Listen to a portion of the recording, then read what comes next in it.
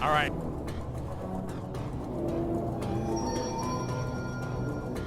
Asshole.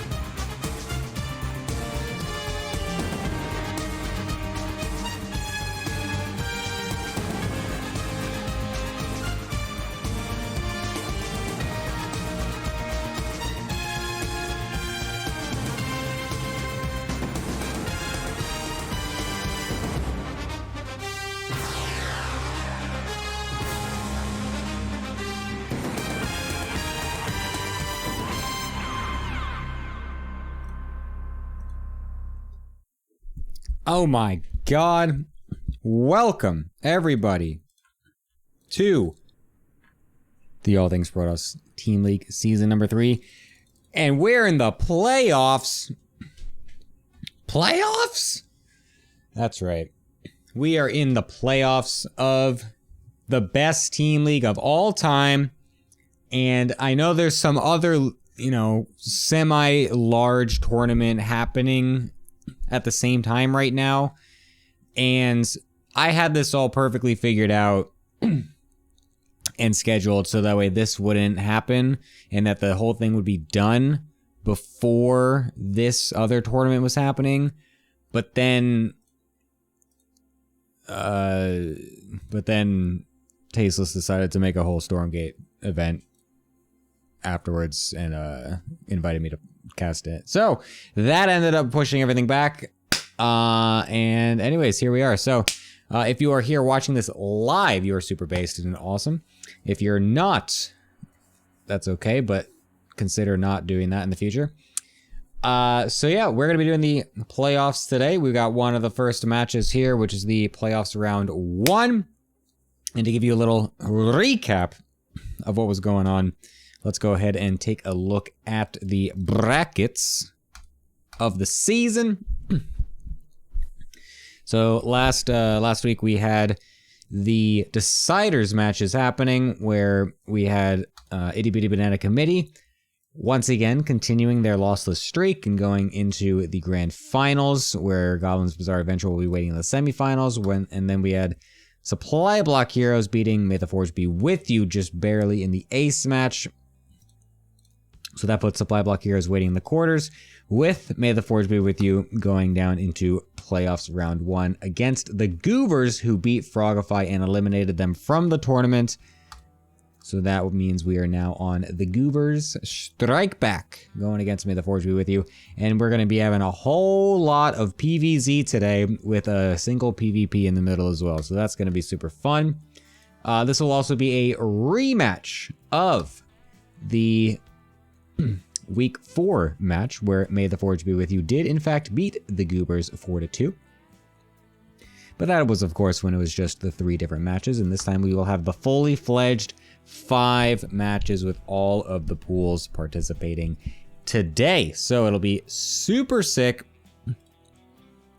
and hopefully awesomely action-packed. It's going to be an absolutely wonderful day of StarCraft, and to join me in talking about this series is going to be joining me on the analyst desk, my single analyst, because no one else fucking signed up because they're all losers. It's Heroku. Hello, Heroku. Thank you for joining me here on the desk. No problem. Hello. Yes. Dude, I remember... From the Goobers. What's that? I couldn't miss a match from the Goobers. No, I appreciate that, and I understand why you would think that as well, because, I mean, long time ago, ye olde season 1 and beginning of season 2, the analyst desk was a coveted position in ATP here. We had people lining up to get in on these analyst segments, and now it's like a fucking barren wasteland where no one fucking wants to sign up. I'm begging people to do shit. I'm just, it's insane. It's crazy. And here we are now. Try hard. What's that? People are too try hard about this league. I know. About the casual aspect. It's no one's having fun. They're grinding games 24/7. They all quit their jobs. I know, it's a tragedy. Themselves from the family. They're playing 12 hours a day like it's a actual team house. It's ridiculous, man. Not even Spacey wants to come on anymore to talk about how cool I am. Fucking Larimbo's got better things to do, apparently. Yeah. Just no one wants to come on to say no. He has 7 alts to complain about Stormgate on. Yeah. He might, because since he got banned from the actual Reddit. Wait, what? He got banned from the Stormgate subreddit? He's got kicked or banned or something, apparently, because he was too aggressive in his feedback. Oh my god, that's so funny. That is hilarious. Well, yeah. Anyways, this is what we've got today. So Thank you for joining me at least. Yeah, Bull Milja will be on the caster desk, not the analyst desk today, so he is coming in just a minute. But yeah, we got a great match here today. We've got, of course, the Goobers going against May the Forge Be With You. It's going to be a wonderful match. And the first one that we are going to be going into is the Pool 3 match of Goat Puncher versus Tolo. Should be very fun. It's also very funny because when I went into my replay folder to open up the games, I saw that we were going to be doing Pool 3 first, and my brain, my eyes naturally migrated to the replay with Magnath in the title. So I would just like to say that. But how would you predict the initial series to be happening here with Goat Puncher Tolo? Goat Puncher Tolo. I would give Tolo the edge, because from what I've seen confirming and from what Fion has been telling me, he's been grinding really hard, and Tolo seems super prepped. So even though Goat Puncher might be able to throw curveballs and has been probably helped, I don't see Tolo like losing too much. He might. It's like, for me, it's Goat Puncher's job to take a map, and Tolo is going in with the mindset of I have to 2-0 because I can 2-0. Yeah, I would generally agree with that. I feel like Tolo overall has been performing better this season than Goat Puncher. I feel like Goat Puncher in general throughout the seasons has been relatively weaker on the Pool 3 side. I'm just, laying out facts. I feel like it's he has some games where he looks like he can end up winning and then just kind of barely misses it out on the end, I would say. That's just how I would put it. So it feels like Tolo overall has been more solid. Mm-hmm. Why am I getting question marked? Oh, I'm not supposed to tell the truth. Oh, nice, Bull. Nice. Anyways, no, I would think that Tolo overall has felt a little bit more solid. And I don't mean to, shit talk GP over here, because I do love the guy and he's awesome. But, it feels like Tolo is in a slightly better form lately. Yeah, Tolo's been playing much better. Also much better than he used to be playing, honestly. Yeah. That is true. I think he has definitely improved as well, very, very, very much. So yeah, that is a good point to make too. So you're expecting a 2-0 here from Tolo? Yeah, I don't see how it's not gonna be 2-0. Damn. Oh shit. Okay. Like, I was gonna say, a little bit of hope. There's always something Goat Puncher can throw out. Maybe it's his week. we can always lose game 1, pick Oceanborn, and do the best counter rush. But there's no shot like Fion hasn't helped him like spot all the cannon spots. Magnath used to cannon rush, so he's still in contact with a lot of the cannon rusher. So he at least knows all the spots, and you can tell them all the spots. So like, oh, that's where you should put your overload, so you don't get like, when you're gonna play cannon rush, you can adapt the way you scout. You know that some builds are just bad. Like, you're not gonna go 15 hatch.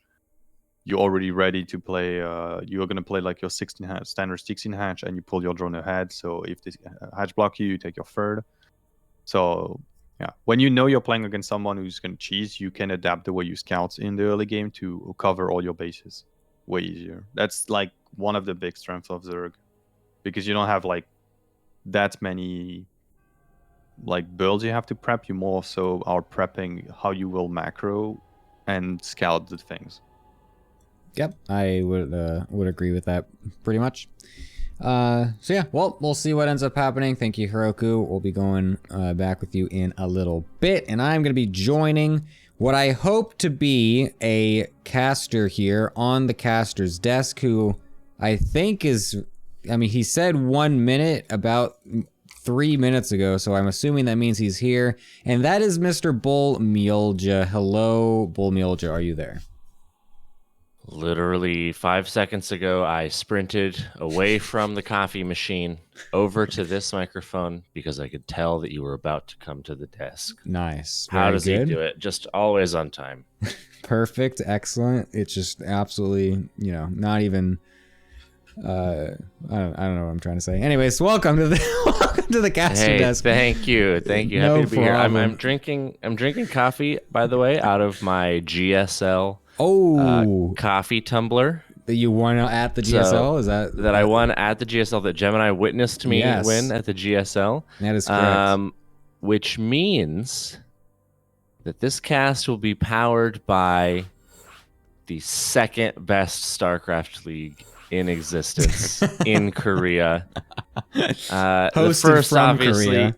yeah, the first obviously is ATL, which is why Gemini and I have been working so hard to get this ATL GSL merger, put through. They're really dragging their feet because they're trying to give us more money than we're asking for because they don't actually believe that it's possible that they could buy a media empire the size and the quality of ATL for a meager $8.5 million. But we're like, well, listen, we budgeted. This is what we need so that each of the admins, except Ardent, can buy a brand new BMW and afford to take a trip to Italy to wave our money in front of Lorenbo's face every 6 months. But I think we're going to settle on 10. I think we're going to settle on 10 mil.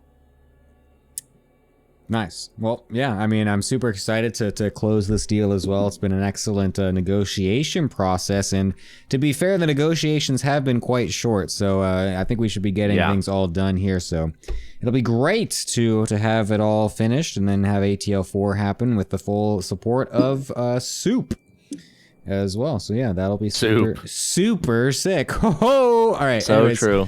We are going to be going into this first series here. I'm going to start us right off in just a little bit. I'll get your predictions once we're actually in the Series Bowl. So I will be sending off to the team intros, and I hope you guys enjoy what will be a sure banger of the Goobers strike back against May the Forge Be With You.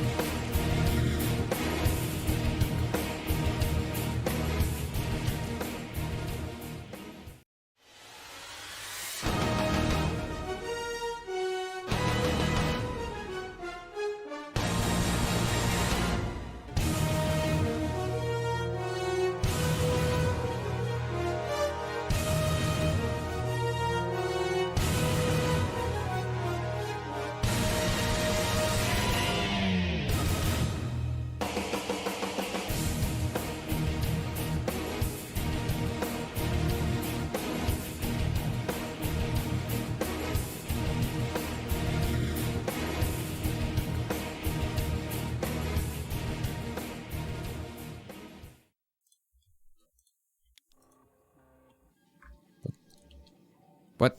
Okay. I hate when my scenes don't switch even though I press the button. Excellent. All right, here we are into the first game of the series with our bottom right-hand player lying about the race that they are not playing even though they're not choosing random. It is for May the Force be with you. Go Puncher. And on the top left-hand side, going for a pool first opener for the Goober Strike Back. It is Goober 3 himself, Holo. What do we think the odds are? That Goat Puncher mistakenly had random picked in the lobby, then went oops and hit Protoss. That's actually... And Tolo didn't notice that he switched back. That could be like a... I would give it a 30% chance of that being what happened. Okay. I think of the other 70 is just Tolo trying to say a funny joke. Also, Tolo's scouting for, I guess, the flower Yeah. at the third base. This is quite the build. He started a queen and then canceled it to get this hatch down. By the way, GP. Oh. All right, well, 1-0 Tolo, I guess. I mean, to be fair, it's a Nexus. Okay. It was a Nexus into Forge. So he could still just wall. Oh, what is this wall? Oh, wait, what is this wall? Go Puncher, what is this wall? GP. Oh, no. Oh. No. And his probe got stuck outside. Well, maybe Tolo chases the probe? That's actually smart. If he left it outside the wall and maybe tried to bait the lings around a little bit, it could have saved him a second or two on that cannon, but... yeah, they're gonna bust through that, and this is gonna... Yeah, that's basically that. And then a pylon, and then... Yep. Okay. Great. I'm so happy when the team intros are longer than the first game of a series. That's always really fun when that happens. So, yeah, an excellent game here out of Tolo to grab the first win for his team. So that's always good to see if you are a fan of the Goobers. An excellent series to start off so far. Gemini, can I just say something? Yes. Listen, you're allowed to. That's why you're here. You know me. Everybody knows Bull. Everyone knows you. Not once ever have I come on this cast or my stream or the Discord or anywhere really and had a single negative word ever to say about someone's StarCraft play. However, I'm beginning to suspect that what we just witnessed was not optimal from Go Puncher. Oh, really? Yeah, I'm There was inclined to agree with you. There was a moment where I saw him cancel 3 pylons. In his opponent's natural, where I sort of started to think, is this part of the build? And I don't think it was. Yeah, no, I'm pretty sure canceling the pylons that were all in front of your opponent's natural is not part of the strategy, so not the best, but to be honest with you, I don't even think that was the game losing moment. It really wasn't, actually. It's the fact that he walled off with a cannon in his wall is what really did it in, so yeah, a bit unfortunate there for Mr. Go Puncher, as that was really an unnecessary loss in the way that it was, so we'll see if hopefully this one is able to be a little more solid, as he's not even going for the Forge opener this time, but will be a gateway. So it will just be a more simple opener, but Mr. Tolo, of course, is yet again going for a pull first, which it seems like he just likes to do all the time, even in seasons past. I would have liked to see Go Puncher actually fake the cannon rush at the natural here. Yeah. Because if it gets Tolo to finish the queen, then the expansion is just so late. Like, the natural is so late. It's nice for GP also that he sees the lings here, going down the left side of the map as opposed to the normal rush path. Just to confirm that they are heading across. But he has the setup here. He has the Zealot. What he should do here also is he hasn't forgotten the second pylon, which is very good. I forget that half the time. And provided that this Zealot is on hold position, which it is. Okay. It is slightly to the, like, not perfectly placed, I think though. they could wiggle by. Yeah. I think they could actually wiggle by if he, like, spam move commanded past it. Oh my god. Oh, that was kind of... This is fine. Well, it's too far out now. It's not fine anymore. All right, it has stopped being fine. Oh my god, Oh, the second it's one. especially stopped being fine. What? GP, oh no. Okay, it doesn't even get 2 lings, it gets 1, and then we have to double chrono. Oh, this is so bad. Ideally, you're putting the expansion down. The Adept doesn't get out. Oh, GP, do we just lose? I mean, we don't lose. This Adept will get out, he'll kill a bunch of lings. Yeah, no, he doesn't get He'll kill 1 ling. He'll kill 1 ling. And then get the expansion down. But, oh, God. It really didn't have to be like this. In an ideal world against 12 pool, you are getting the expansion down after the second Zealot has started, and then getting an Adept to be safe. So this is extremely late. Like, the fact that we made this battery too, it just is Also, the fact it's that not one ideal. of the emergency wall buildings wasn't even a second gateway; it was a second cyber. So it's not even like we can like pump out 2 units at a time to potentially do some more damage afterwards or something like that. We now just kind of have a useless building that will be nothing at all for the rest of the game unless we end up at 20 minutes later with a carrier transition in which we can then get +1 air and defense at the same exact time, armor at the same exact time. So that could be good eventually, but for the short term it will be pretty useless, so that's a bit unfortunate for him. We'll be going into the Stargate anyways, back in the main base. Thankfully though, Go Puncher has kept up with pylons because he needed them to not die, so he's not actually going to be supply blocked for a while. So that's very good. He can at least continue to probe up on the single nexus that he does have completed, and we'll be able to make some more oracles if he so pleases here.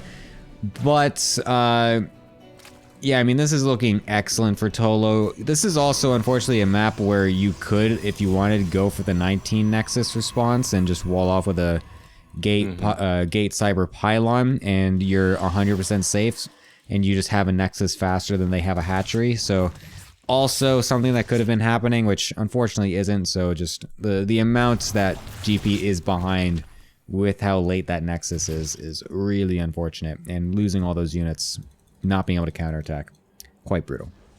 Yeah, he is chronoing probes, you know, so we've got an even-ish worker count here, which is nice. But obviously, as the third base finishes, you kind of expect things to get progressively better for the Zerg here.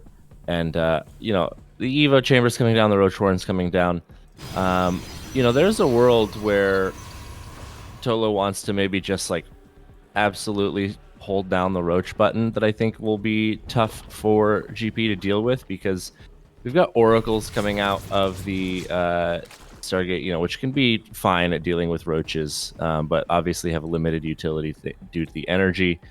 We don't have a robo. We don't have a high number of gateways, and we're not also producing constantly off these gateways either. So I am worried about a potential roach attack that may be coming that feels like it could just kind of run GP right over. Yep, I would kind of agree. We are now getting a robo, which is nice though, out of Go Puncher, so that's definitely needed at this point. Unfortunately, our forge is also idle here, so we're not getting the maximum use of the tech that we've already started here, so that's a bit unlucky. I do like the stasis wards. I think that's very good. The fact that he went 3 Oracle is going to give him a lot of energy as well to be able to throw down as many stasis wards as he can to really delay any push that does try to go out. And here come some of the roaches out of Tolo.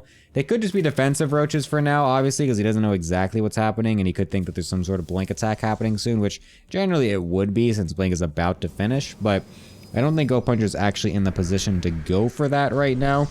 And so these might actually... Oh, no, never mind. He's going right into drones again. So yes, that is just a bunch of defensive roaches, but it could lead into an attack later. Yeah, it seems kind of like a sort of just autopiloted build here, kind of from Tolo. Although, as I say that, he does morph 5 Ravagers, so maybe is kind of gearing up for what an attack that might be coming here. Would like to see Go Puncher get a little bit more active with the oracles, and we do pick off a scouting link.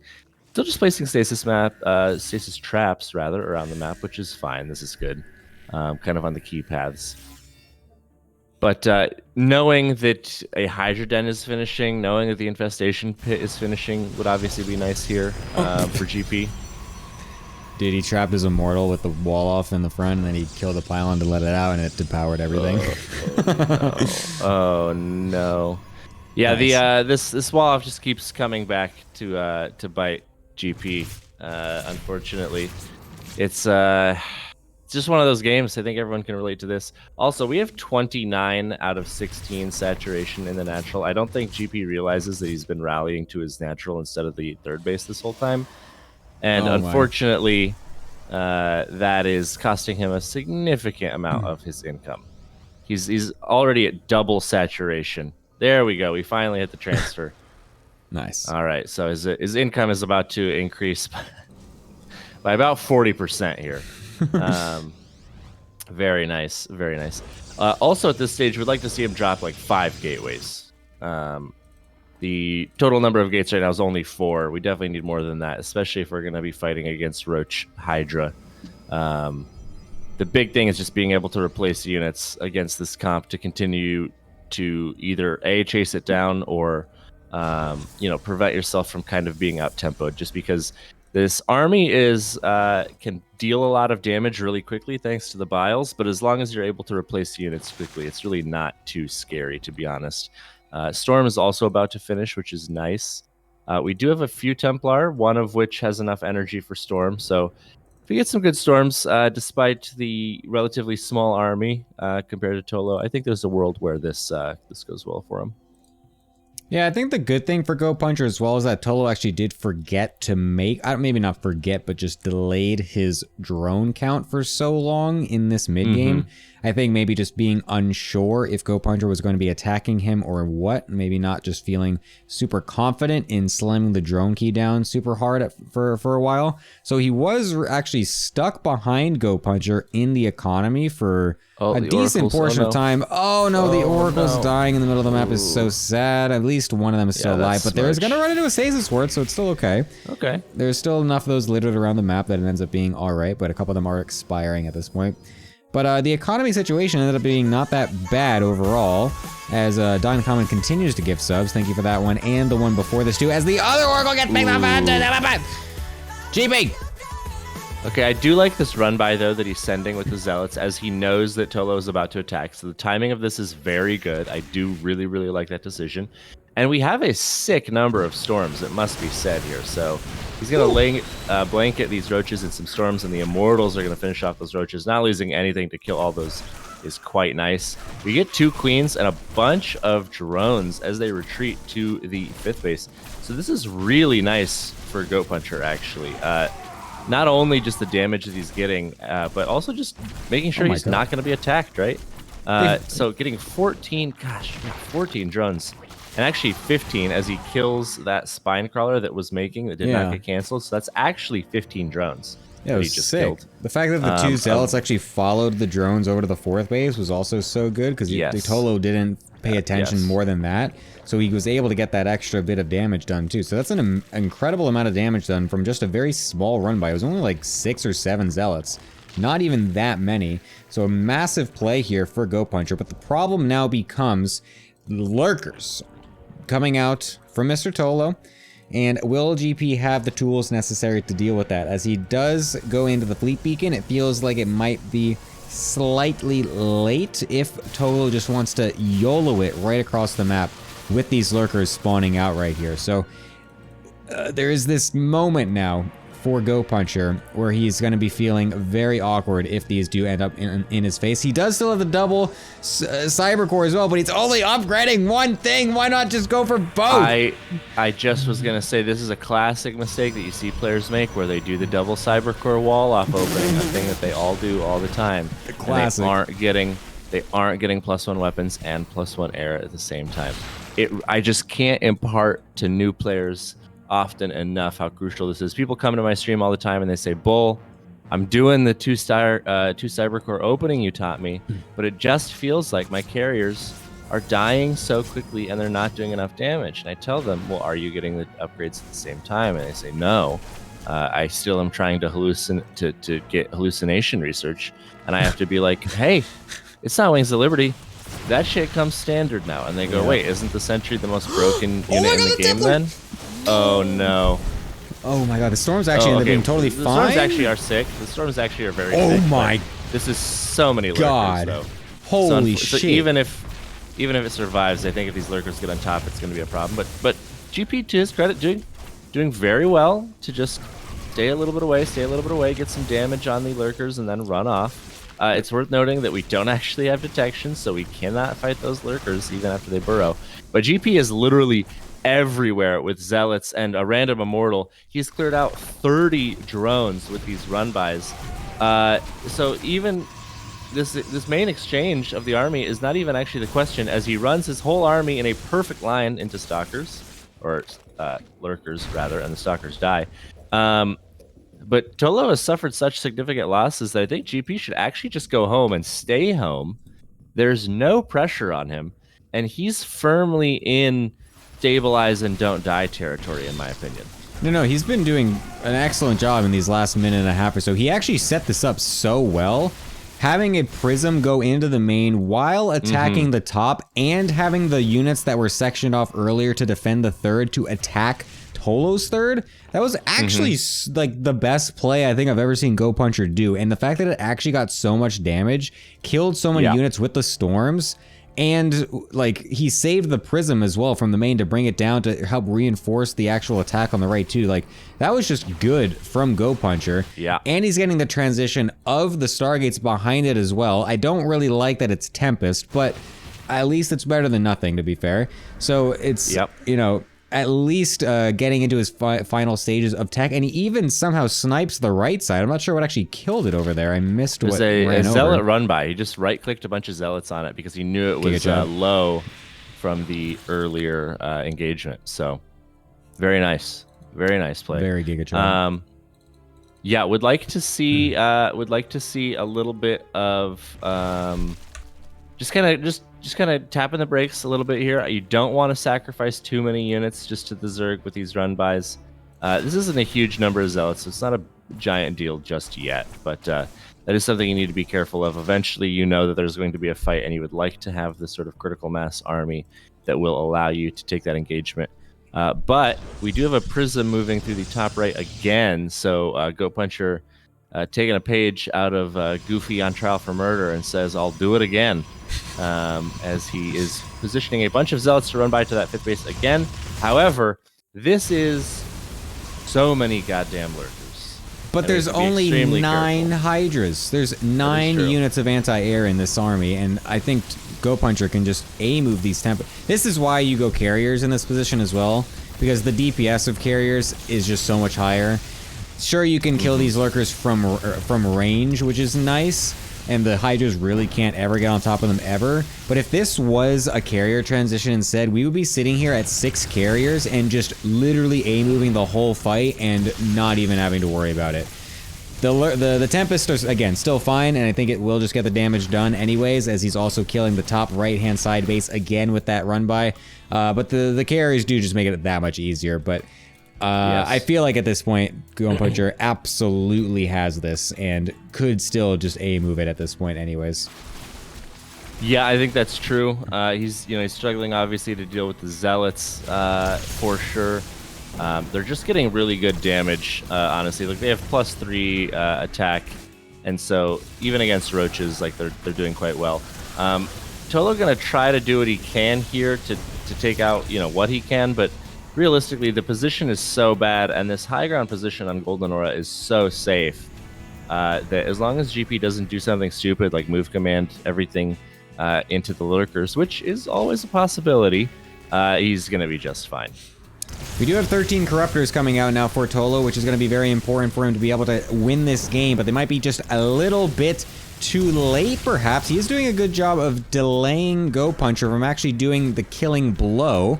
Unfortunately for him, again, there's very few anti-air units other than the Tempest. The carriers are not here to do excellent DPS against the Corruptors, and there's no Archons underneath to splash damage the huge Corruptor ball that's about to come out as well. So this could still turn for the worst for Go Puncher here, as the lurkers continue to kill a lot of the units on the ground here. I would love a recall. I actually don't think we need to fight this whatsoever. Yes, and he does recall it out. Very nicely done. The focus on the mothership won't come through. He is able to save it, and so that just ends up being a good play as yet again Zealots run into the 3rd base from Go Puncher. This is incredible late game play from GP. I've actually never seen him play this good in my life. This is actually the best game ever. I think it's time that we ask ourselves a question. Yeah? Is Goat Puncher the best Finnish player in ATP? He's definitely better than Wallace. I think the answer is yes. I think the answer's got to be yes. People might be saying like, oh, but what about Alaton, who plays Protoss and is Finnish? What about Wave Captain, who plays Protoss and is Finnish? I'm sorry. Are either of those players still in the playoffs? Good point. One of I them rest is my case. One of them is literally in this exact clan war. Yeah, but is he having to play in Pool 3? The hardest pool? The hardest pool. Yeah, I mean, checkmate. I got fucked there. I'm not gonna lie. All right. Good point. But yeah. Let that be a lesson to you to do, discredit the achievement of Pool 3 players. Yeah, no problem. Anyways, we do have a big lurker attack yet again coming here from Tolo. His army supply is actually quite large, despite his economy being absolute shit. But to be fair, after losing this base again, Go Puncher's economy also is quite shit. So things are going to get a little awkward all of a sudden because the economy is now going to be favoring Tolo as he is taking more bases here. Go Puncher was a bit lazy on his expansions, really only sitting on that 4th base for a long time and then the 5th base for just a little bit. Although the lurkers... Oh, I thought they were all going to get stormed and jumped on there as they weren't burrowed, but does keep them safe for now. I mean, this corruptor count is getting quite large right here, and so we really need to make sure we have enough Archons and Storm splashing them as they try to dive in. Otherwise, we could still find a way to absolutely lose this game as Go Puncher. Yeah, very true. I think this low ground base is just very tough to take against lurkers because of the 2 ramps that you need to walk down in order to get into position to defend it. I really would have liked to see Goat Puncher take this 3 o'clock base much sooner. Even honestly, at this point, like double expanding is totally fine. Like you have the bank for it. You have not been playing a game where it appears like the Zerg is interested in sort of multi-pronging you. So I really do think you can get away with it. It's nice that we're getting this snipe though here, and we're going to get a handful of drones as well. Actually, quite a few here. Jeez, that was just like completely uncontested. Yeah, 18 drones, really nice. And the lurkers cannot run down into this position either. So this is sort of the inverse of what I was just talking about. The lurkers are all in Anitis, and they're going into the main base. Oh no, never mind. Oh my god. Never mind, Zerg is busto. Tolo's about to win the game. I mean, but the thing is, he doesn't win a base trade. He absolutely does not win a base trade. No, base trading is definitely the wrong move. But that's, I mean, that's what the lurkers are doing in the main base. There's no way he wins. Like, is. This is actually the worst play, I feel like. No, don't go home, Go Puncher. Just win. You can just win the game. Although, to be fair, if he targets the Nidus Worm, but he's not, he's just sitting at the fucking main. No. I mean, he gets a few lurkers, but who cares? The lurkers are not really, I mean, the lurkers already had limited utility in this game. So the actual best case scenario for Tolo is slowly losing lurkers and getting some amount of value for them. So this is actually exactly what he wants. And as we see this Nidus get popped, you see the size of this Corruptor Cloud. And it makes you think that there's a world where Tolo maybe pulls this off. And he's going to get on top of this army right now. But with the Storms and the Archons, I actually do think that this is a good enough fight for Go Puncher, who storms most of his own army, but is sitting next to a battery, so it doesn't matter. Yeah, the upgrades are actually huge as well here. We have got 3-2 here for the air upgrades of Go Puncher's Golden Armada, whereas the single +1 air attack on the Corruptors is going to make these things absolutely melt to the Carrier Tempest, Archon, Splash. It's just too much here, I believe, from Go Puncher. He has finally found his victory, it seems, as Tolo's bleeding out in this game as Go Puncher will attempt to even this series up. Yeah, just a well-played game all around from Go Puncher. I mean, honestly, especially when you consider sort of the rocky start that he had in this game, it speaks well to his ability to just keep his mental intact and persevere. I mean, to have that game 1 and then the start that he had in game 2 and still get here is commendable. I think your average Pool 3 player maybe would struggle with that. So really nice to see from him. Tolo going to say to himself, maybe if I just micro these Vipers, I can kill all these carriers. And considering the amount of splitting Goat Puncher is not doing, he's almost kind of right, as all of the carriers and Tempests go into the yellow and orange. Dude, I just want to see one more Parabon. No. Yeah. You'll need like 2 more, I think, and you'll kill basically everything here. But Goat Puncher does pull it off. goes 1-1 against Tolo, denying all of the doubters on the desk. And by that, I mean just Heroku. Yes. An excellent game to do it, honestly, as well. Again, just really not what I have come to expect from Go Puncher. And again, not with any disrespect. It's just like, you know, that was actually the best game I think I've actually seen from him in any of these leagues. So that's just honestly super sick. So yeah, big congratulations to GP to get one game there for his team, as the Empire is able to take one more against the illustrious rebels of the Goobers, as it is quite funny that this is literally that situation. We have, well, actually, it's kind of weird though, because the Goober cat is wearing Darth Vader's helmet. So is it actually the rebels versus the Empire, or how does this work? Because Garethos made this joke in the Discord earlier. Okay, so it's the Goobers Strike Back, right? Yeah. Versus May the Forge be with you. So Right. let's think here, Gemini. But I know The but Goobers I understand strike now. back. No, like see, the I understand this Empire right strikes now, back, but and the leader of Yeah, the Empire is Darth Vader. And May the Forge be with you is a reference to the Force used by the Jedi who are on the side of the Rebels. I know you've never seen Star Wars before. the Death Star is in works. their fucking logo as well, though. That's the first thing I because see. Because it's their target. No, it's the the cannon. The cannon shoots. No, they are cannon rushing the Death Star, just What? like No, in the movie. the just ball. like in The little Gemini. circular thing on the cannon is the thing that shoots. That's what's being replaced by the Death Star, which means the Death Star is the cannon, and it's Gemini. shooting. Listen. Do you not remember the famous line said by Grand Admiral Tarkin in the movie when the Death Star is about to be destroyed by the cannon rush? He says, "Fuck, he got the pylon wall up." I can't believe you don't remember this iconic scene in Star Wars. Shit, I must have a different fucking copy in my VHS I think you got like a cabinet Chinese back at home. VHS Jeez. knockoff or something. What the hell? This is weird. don't know, I don't dude. remember This this. is- I don't remember that line. Top 3 most famous lines in all of Star Wars. I feel like I Probably. would have been able to remember that one. Interesting. Yeah, I think it's fuck. They got the pylon up.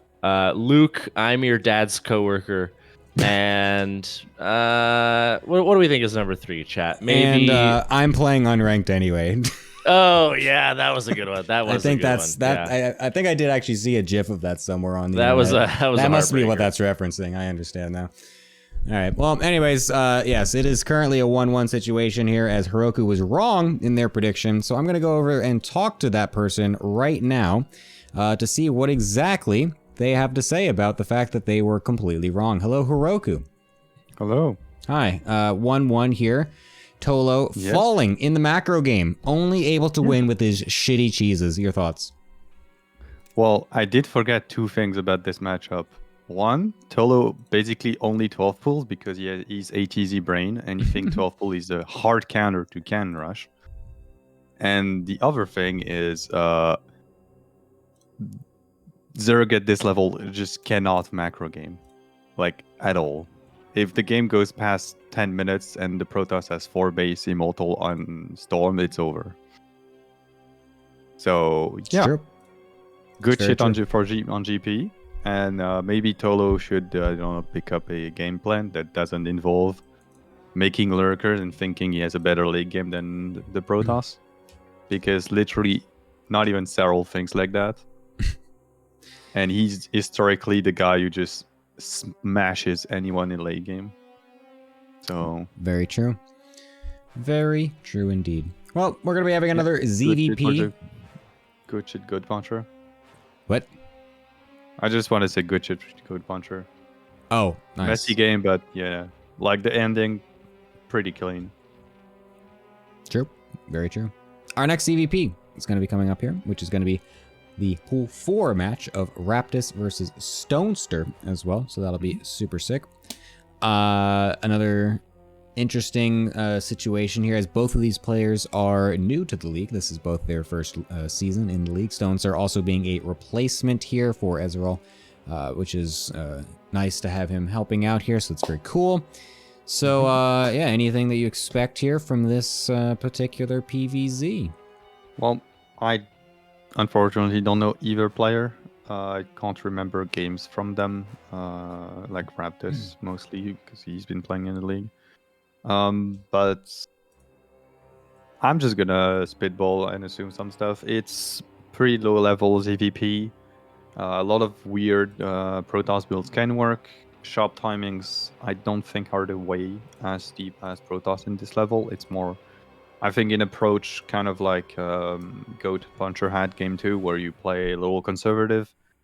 Maybe not Oracle. Maybe in this league you want to play, I don't know, 1 or 2 Void Rays to be safe and just scout around. And then go into your CIA, just Immortal Lock-on, charge, max out, we beyond +2, do like a +2/+1 timing with Storm, and just go for it. I feel like this is more the approach we're looking for as the Protoss. And for Zerg, either Fiant gave him a good build and we can win within the first 10 minutes, or we're going to have to pull some magic. Well, let's see if that magic can get pulled. What is your prediction on the score again? I have absolutely no clue. I don't know either player. The only thing I can remember is I think Stonester is pretty high MMR-wise. So I'm going to say a 1-1, and maybe Stonester can pull off a 2-0. Stonester's 3.8. But so is Raptus. So is Raptus? Ooh. Okay, yeah. So if it's pretty even, I'm just going to say 1-1. All right. We'll see if it ends up being another 1-1 here. Thank you, Heroku, for your thoughts. I'll be joining you again shortly as I go back over to Mr. Bolmulja over here as we are going to get this second series underway. Is Raptus Cannot the one? wait. Is Raptus the Latvian? Is that what the meme is? Yes, Raptus is Latvian. Nice.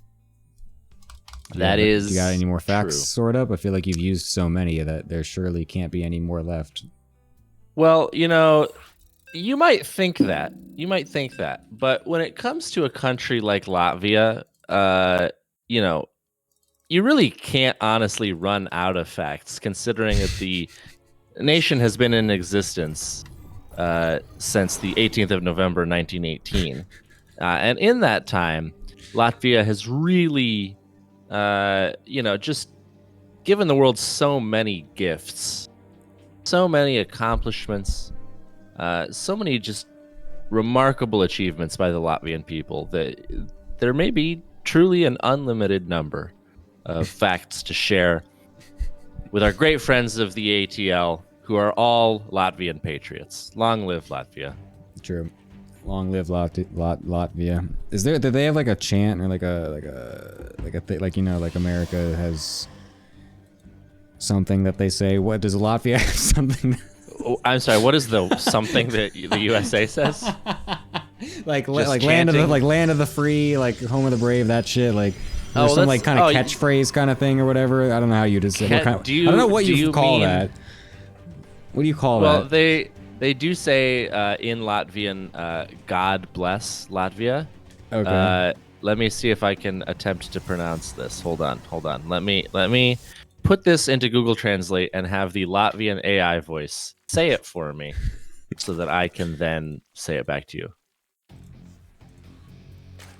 Dievs Sveti Latviju. That is it. That is God bless Latvia. Nice. That is the national anthem. That is the national anthem of Latvia. Nice. It's just one line, Yes. is it? No, that is the title. Okay. Okay. Gemini hearing his favorite band has just released a new song. He reads the title and goes, "What the fuck? This isn't long enough at all." I mean, It's like, one sentence. okay, whatever.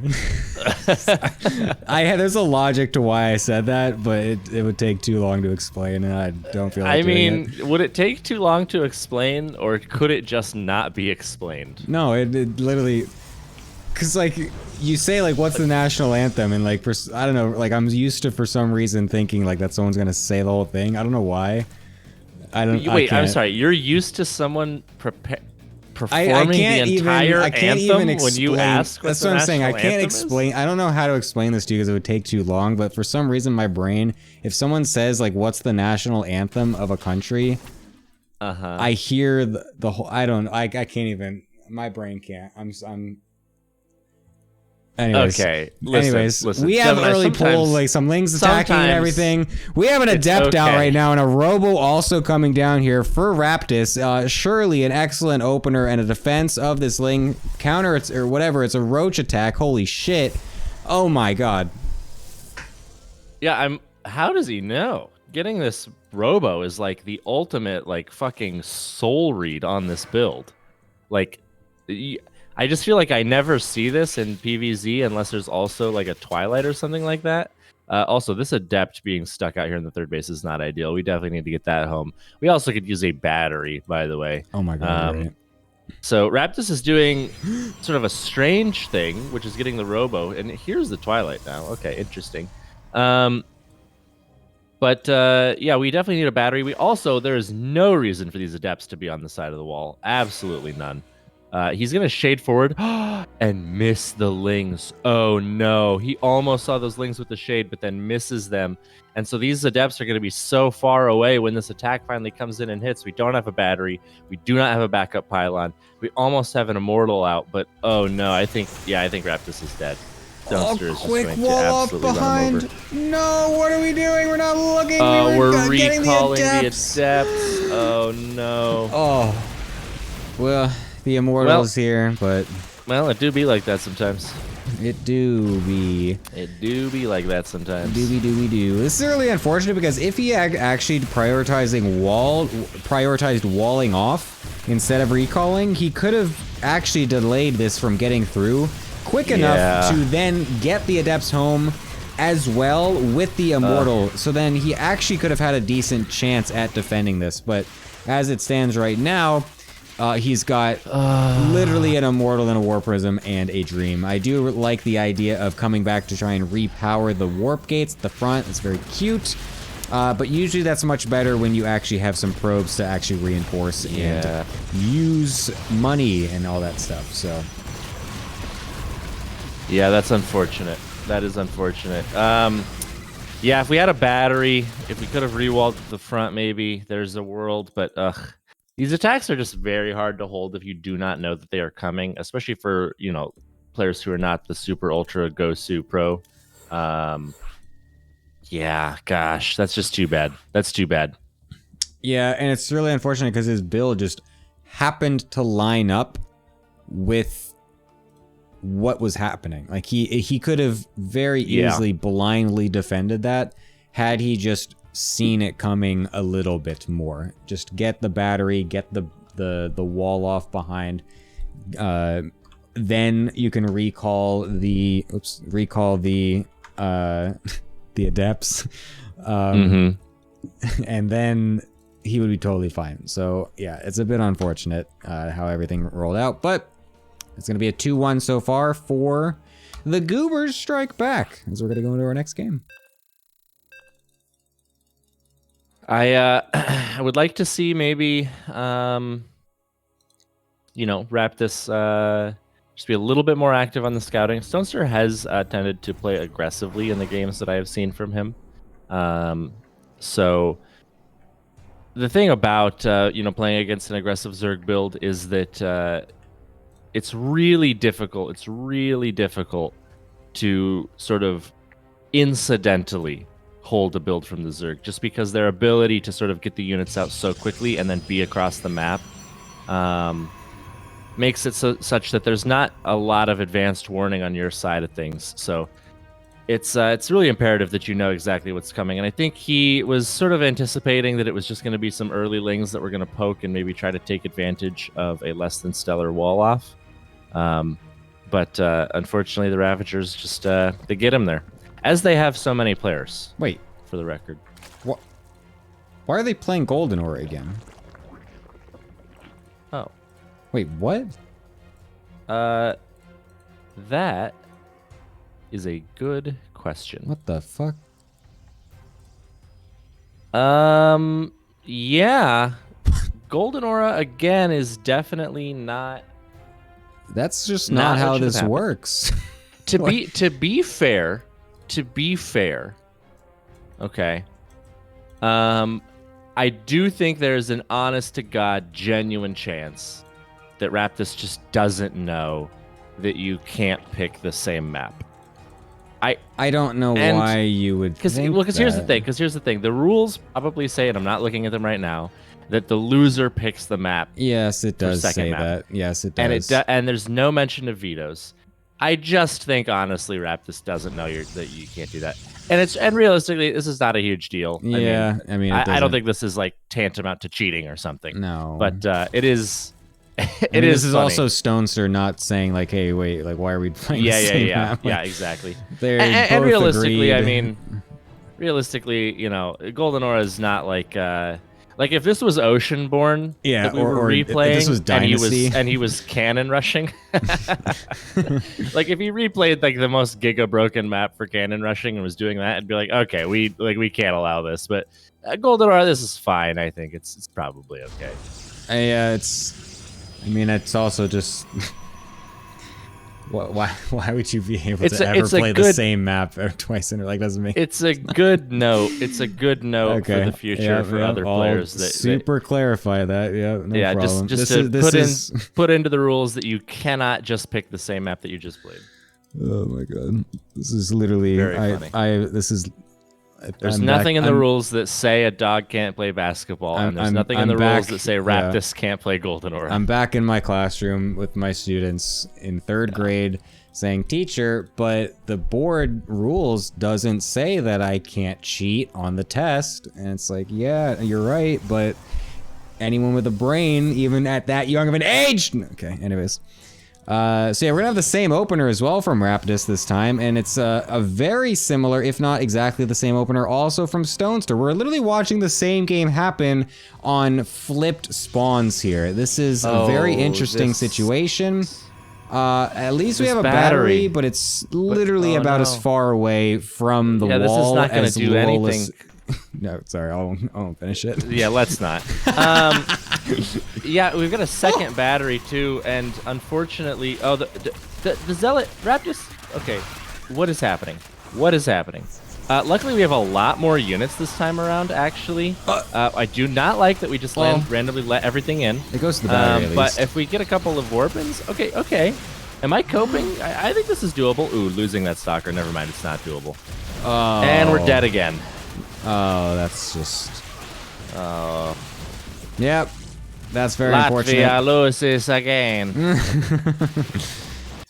And there it is. Okay. Damn, Zerg really is busto, huh? Yeah, dude, I agree with you. Zerg if is these broken. if these two batteries were in position, not right next to each other, maybe one on the right, one on the left to heal the unit in the wall, I think Raptus wins this game. Yes, 100%. That is just the batteries being too far away. It's really yeah, that was just a bit unlucky. Well, I don't know if saying unlucky is the correct word, but to be nice, it is unlucky. Unfortunate. We will call it unfortunate that he happened to make such a glaring mistake. So, yeah, that's not what you want to see if you are a fan of the Forge, as they have lost now twice in a row to that same exact build. And so it's going to be putting a lot more focus on some of these other pools to get some of the wins here in this series to hopefully send them further off into the playoffs. Yeah, this is I don't know. This is tough for May the Forge be with you. It honestly kind of reminds me of that classic scene in Star Wars where Qui-Gon Jinn has been fully cut in half by Darth Maul, and Obi-Wan Kenobi, watching him, says that iconic line, wait. Let me get some Void Rays. I think this is still winnable. Don't worry, Qui-Gon will cannon rush behind him while he's stabbing you with his lightsaber. Hold up, let me just get this pylon finished. Don't worry, Qui-Gon. I was transitioning behind this. Yeah, Qui-Gon, I told you to delay him. I'm sitting behind the wall. I need to get my carrier transition out. What are you doing? Why are you dying already? Yeah. Well, we'll see if they're able to come back here. Let's go over to the desk here to talk with our good old analyst, Heroku. Some very quick games. Some very, very quick games Yeah. here. Effective game plan. Make 3 Ravager, make mini Zergling, and then I don't know. Protoss didn't know that batteries in the right position, or making units or scouting. His team should have helped, I think, because you're playing against Fjord. You've seen this build 700 times because you've died to the rainbow on the ladder or Fjord. So you should probably know this type of stuff is coming. Also, I would like to say, technically picking the same map twice, I think in every StarCraft tournament it's banned. Yeah, Almost every single one. Yeah, no, But logic, in the Smash community, we have a rule that's called Dave a Stupid Rule. And if you agree to play, you can play on any map you want, even non-legal ones. So that's what sometimes, it's very rare now, because I think it's been banned, but sometimes there used to be people would replay the same map like 3 times or even 5 times. And it's very stupid. That's really stupid. It makes it super boring as well. Yeah. Well, I guess I will put the little note in the rules to say that yes, you literally can't play the same map in a best of 2. Like, there's it's 2 maps. It's a best of 2. You haven't played before. 2 maps. Why would you think that you can play 1 map in a best? Okay. I mean, if you've watched any pro level StarCraft, you should have seen that the same map has never been played twice in the same series ever. Okay. Anyways, moving on. Funny mistake, but not the biggest impact. It's okay. So like whatever. I'm sure they don't know there's other maps. They probably don't have the thing set to ladder maps. They just have it set to any map or like popular, and then they just type. And the only map they know is Golden Aura because it's kind of macro, and people told them it's a good map. It's a good thing then that it is somehow Golden Aura, and we didn't end up loading into Agria Valley there, so that's really nice. Yeah. If anyone doesn't get that joke, that's the first map to ever come onto the thing when you search ever since Wings of Liberty, and it's like the worst map of all time. Anyways, we are going to be going into the next match, which is going to be... I actually forgot to look. Let me check again. Actually, I was going to mention this. For the match card, can you put them in there's a different order for each thing. They're not just like captain to pool 4 or whatever. So this one, we're going into pool 1. Changed again? Can you just do the Wikipedia? I just follow Wikipedia. I don't update Wikipedia because I don't know how. So whoever's updating that... Why is there a different order? Because it makes it more interesting instead of just having the same order of people play at the same time every time. Make it so that way, like maybe pool 2 has the clutch up at the end, or pool 4 or something like that. So, where do I see the order? Match scheduling. I at everyone with it. But no one fucking reads my shit. God damn it. The match scheduling. You post the match schedule like 2 hours beforehand. What? I posted this over a week ago. With the whole schedule, the whole lineup. God damn it. But then I have to move stuff every time. It's so much work. Yeah, this is what I used to do all the time for myself. Like, God, if it gotta... God damn it. Okay, I'll read. If you want it done right, you gotta do it yourself. Am I right? Oh my God. Anyways, so yeah, we're gonna be going into pool number 2. French a job. He's gonna find a way to discuss how he's getting too much work. Yeah. I literally make 2 cards a week. Yeah. It takes like 5 minutes. All right. Anyways, it is gonna be the pool 2 match coming up next, which is Lilypad versus Luolis. Will we be seeing cannons? Is he going to go back to cannons? That's the question. Lilypad versus Luolis. Okay, Aluton. Luolis. It's not Aluton. Yes, Luolis. They're different people. Yes. Well, Levin, how does it feel to get compared to a suicidal Terran player? Oh wait, is Terran? Oh no, yeah, no, but he plays. He's playing Protoss in the league. Yeah. Okay, I am so confused. I don't know. Lilypad cheese never works in this league for some reason. Unless, like, if you're a cheeser, cheese never works for yourself. I don't know what's gonna happen. I'm just gonna believe in the Goobers. The Goobers good. The 2 Goobers. Damn. All right. Fair enough. I appreciate that short, succinct analysis, and I thank you for it. We will be going to our wonderful caster desk to talk about the series and actually cast it. Are you ready for some shitty-ass cannon rushes, Bull Milja? No, I'm ready for some excellent cannon rushes. Well, these are not the replays for you, then. I'm sorry to say. I also don't think Luolis will cannon rush. I'm gonna make that prediction. Yeah, I actually don't think he will either. Although I really want him to, just so I can laugh at it again. But I think I think that ship has sailed. Yes, I would agree. Yeah, he is just rallying his first probe to the low ground here, which is incorrect. The pylon will be late. Yeah, that's also true. So we're already off to a not so good start. Yep. But it's fine. It's fine. He could still be cannon rushing here. Also, you do not have time on any map in the pool to mine minerals, return it to the Nexus, get back, and place the building in time. But because his pylon is late, it won't be quite as late as it normally would be. And we don't have a probe across the map. I don't know enough about cannon rushing. Is this what you're supposed to do, or aren't you supposed to still send the probe out earlier? Or am I mistaken? Yeah, I'm pretty sure you are. Luolis is going to see a drone going across and think to himself, "Oh, that's right. This player proxy hatches." Well, yeah, this will be very things are about to get interesting. Yeah, things are about to get interesting, as there will not be a hatchery for us to cannon rush on the low ground. I mean, this is fine, though, because we can just have a cannon. Got the block. Yep, okay, we got the block. That's very nice. Can't let this hatch go down at the natural. So this is a good start, actually, for Luolis. I do like this quite a bit. I would like to see him just keep an eye on this drone, just to make sure that he knows if this hatch goes down. I hate that he's just made the pylon just anywhere. Like, he should have waited to see where that hatchery was going to get made here so that he can just make a cannon in range of it, but now he can't. So he's going to be forced to pull probes here to actually kill this. He can still make a cannon in range, but I don't think you actually need to. I would rather see him full wall and make this pylon in such a way that he can get a battery if he needs to in the mineral line. It's also a good idea.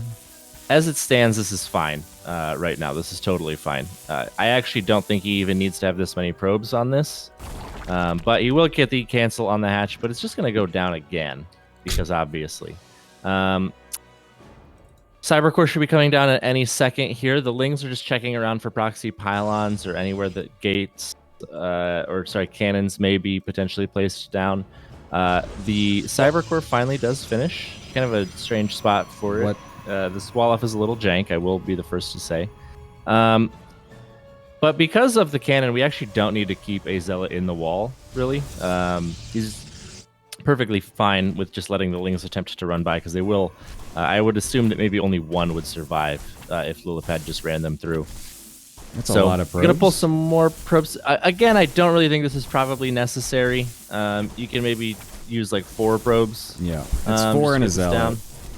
Yeah, 4 and a Zealot do kill it in time. I mean, that is if you start earlier, so he started attacking it kind of late, so maybe 5, but you definitely don't need this many. As you can see, there's plenty of time left on that before it was actually going to be able to finish, so a bit of an overreaction overall, but the fact that his Nexus is done right now before Lilypad's is even halfway finished, regardless, this is going to be a very good situation for Luolis. Even taking the double gas geyser at the Nat to deny Lilypad from trying to steal it.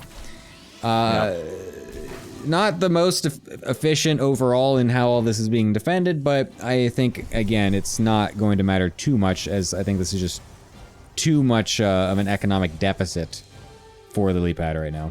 Yeah, it's going to be a Ravager follow-up here for Lillipad, is what it looks like, at least. Getting these 2 gases, that's what I would anticipate. You're not going to be making these roaches just to keep yourself safe, because there's not going to be a threat. So Ravagers are going to be the follow-up. Luolis is getting a Robo and a couple of extra gates. He has a Stalker out, kind of getting all the tools that you would sort of like to see if you were going to ever hold this attack. I would say maybe a battery that is far enough back that it still heals a unit in the wall, but forces the Ravagers to really get up and commit if they want to bile it would be nice. Especially when you have a cannon, the Ravagers are going to have to pay for those biles by taking so much damage. It's really nice. And because of the way that this pylon is positioned, a battery that's sort of like to the top left of the pylon, just to the top right of the Nexus, would be an excellent position for that. So we'll see if he does that, although he's making a prism right now. Yeah, he's made a prism first instead of anything else because he's doing a sentry drop of all things, trying to style on his opponent with some 2012 memes. Yeah, Oh no! This is actually terrible for him, and he doesn't. The Zealot is not even in the wall. It's not even close to walling that off, and Luolis takes an incredible position and sends it straight out the window. Let's see if he even fucks up the force field. He does. Oh no! Well. Oh my god. You know what they didn't have in 2011? They didn't have Ravagers to break force fields. So this is not going to go well, unfortunately. The double pylon can get piled as well. It's going to. Yep, he's going to lose all his production. Okay. Oh. Yeah, this is not good. I want to say that, we just get +1 ground attack, that maybe the Protoss wins this, but I don't think so. And actually, wait, no. I think we're actually fine. If he just juggles the Immortal, holy shit. Oh my god, that was almost horrific. Yeah. Lillipad is only on 25 workers. This is fine. This is actually fine. Luolis has actually defended against this, despite having 0 production until just now. We need to re-wall this as well. He's not actually doing that. He's going to let the Lings right back in again, so that was an initial hold from Luolis, as he just barely had enough units. But now, unfortunately, the Lings get back in, but I think this is still going to be totally fine for him, as Lillipad is just sending it onto this ramp. Yeah. Does have another force field, decides not to use it, just letting the Lings die, which turns out to be the correct move here. And the Zerg is just going to have to kind of go back and, I guess, hope that Luolis throws this, because I really don't think against this many sentries you can actually ever take a good fight with the Lings. It doesn't seem like any transition is even remotely a possibility for Lillipad. It's just going to be more Roaches and Ravagers. And certainly there is a chance that Luolis takes an incredibly bad fight. Maybe the force fields don't work out and some Biles catch a lot of these sentries. That's definitely a possibility. I am a little bit concerned about this prism going across the map. Obviously, just a couple of Zealots in the main base as this army is moving out from Lillipad would be a pretty serious amount of damage here. And actually, +1 our ground weapons is going to finish on this forge. So that's going to make things even worse, honestly, for the Zerg player here. Maybe if we can take a fight out here in the open, there's a chance, but it's looking tough. Oh my god. Oh, these Biles. We do get a couple of hits. We're losing a bunch of sentries right at the beginning of the fight, but 3 Immortals with a Prism is just such a strong army to fight against this Roach Ravager clump. Yeah, this is going to be extremely difficult for Lillipad. I kind of wish that she had just sent a few Lings forward to scout to see exactly what Luolis is doing, because for a while she was just making a bunch of units and it was actually matching what Luolis was doing, which is still a 2-base all-in. So it actually could have potentially worked out for her if she just realized that Luolis was going for the all-in instead of trying to macro out of it and take a 3rd base, which it seems like she thinks is what was happening, but still kind of committed to the attack anyway. She's just kind of committed to this idea that she has to continually attack, but Luolis is the one attacking as well, and so she could have just been able to bait this out and then still get a large enough army to potentially fight against this. But as it stands, she's just kind of suicided just too many units, and at this point is now forced to go into a base trade scenario to try and find a win in this game, and I'm not quite sure if this amount of Lings and Ravagers will be able to win a base trade against what is a massive Protoss army with a couple of Immortals in it. Yeah, it really doesn't seem like it does it. I mean, a few Warpins even, honestly, at home, just like to slow this down and get a little bit of value, honestly, will be nice for Luolis as well. This army just in the main base of the Zerg is just so incredibly powerful. And if you look at the army that is left here for the Zerg, it's really not very significant at all. A handful of Ravagers and some Lings. Another Immortal is going to pop out and do what it can, but there's just not a world, I think, where the Zerg wins this. This recall of half the army is going to be good enough to take a winning fight here. So Luolis does look like he is in good position. to win map 1 on Alcyone.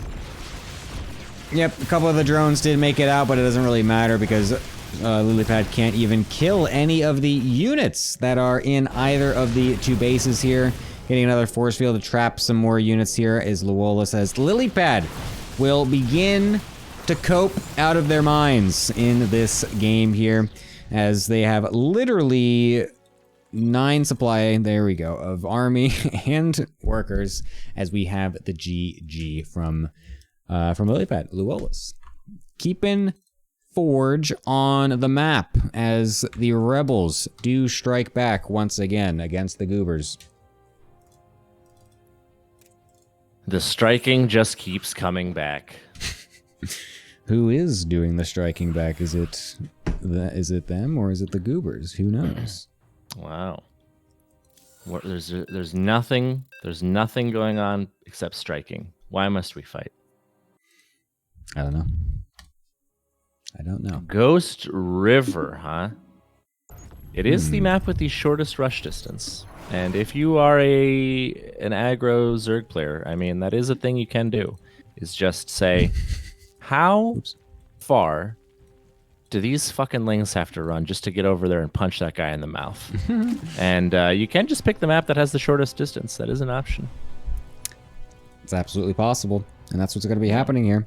Oh. As Lilypad is over on the left-hand side of Ghost River playing for the Goobers Strike Back. And we have Luolis over here, suicidal as ever, after losing a bunch of Stormgate games, playing now as Protoss in StarCraft 2. For May the Forge be with you. So Mr. true. Luolis. So true. And he's cannon rushing. He's going to do it. God. Oh my He's god. gonna Cannon do it. rushing a Nexus, which is not there. Yeah, he's also walling on the high ground here, so it's worth noting actually that it the nice thing that worked out in that last game for Luolis was that he had the wall off on the low ground and could just make the cannon and try to be safe against the counter pressure. But it's a little less comfortable if this is happening where you walled on the high ground. Also worth noting that Luolis seems to be just committing actually to the cheese 100% here. He knows there's not a hatchery here. He sees the proxy hatch at the bottom of his ramp. I think he's just going to commit 100% to this attack. I don't know how you could ever take care of this proxy hatch on the low ground. You don't have a pylon there. He's going to make a gateway back home, I suppose, but that's, if I were to guess, more so for the wall off than anything else. I also don't know why it's not... Well, actually, he has actually messed this up. The wall off is wrong, so he can't actually wall off with just 2 buildings and a pylon the way he set it up. So he has to now using another building to do this. So that makes it even more awkward here, as he's getting a zealot even out of the gateway. I feel like this should be an immediate cyber core just to start pumping out stalkers and shield batteries to really just get in the face of Lilypad as soon as possible, because a zealot isn't really going to do anything here on this aggressive end, and it's going to allow Lilypad to get roaches out long before there's going to be any tech units for Luolis. Yeah, and Luolis now is going to pull God. these probes and the zealot. I mean, if you were gonna do this, why not do this at the beginning? I mean, at this point, like, you're never ever gonna be able to kill this thing before units are getting out. This just cannot be the play from Luolis, I think. Yeah, this is just so strange. I mean, we're gonna lose a couple zealots, and we're gonna kill the roach. I would have liked to see probes get targeted there from the roach for sure. Yeah, it just doesn't feel. It just does not feel correct to be doing this. But Lilypad is not, I would say, responding in an ideal fashion. Another roach is going to pop out, and these broodlings are going to be released in just a second. This is a literal. Oh, run everything away! No. Oh, okay. Oh, that was fun. That gets at least the zealot, I guess, with the broodlings. Also, would like to see Lilypad use this larva. Please use the larva. Please use the larva before the creep proceeds. Please use the larva. It's 3 larvae. That's so valuable. No, Lilypad, no. All right, they're dying. Unfortunately, there's no shield battery either at this frontal position here for Luola, so these cannons are actually getting battered down a little bit here by the Ravager Biles, so these are going to be a bit late. A sentry coming out as well to perhaps block the units from coming back, or from going back up once they do come down the ramp.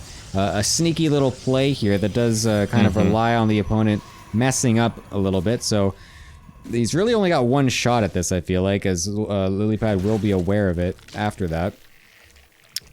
So we'll see what he's going to end up being able to do here, because again, there's only one gateway in the front. There's not two, so he's going to have a much longer time to get the stalkers across the map. He's really got to wait until Warp Gate finishes to start reinforcing this a lot.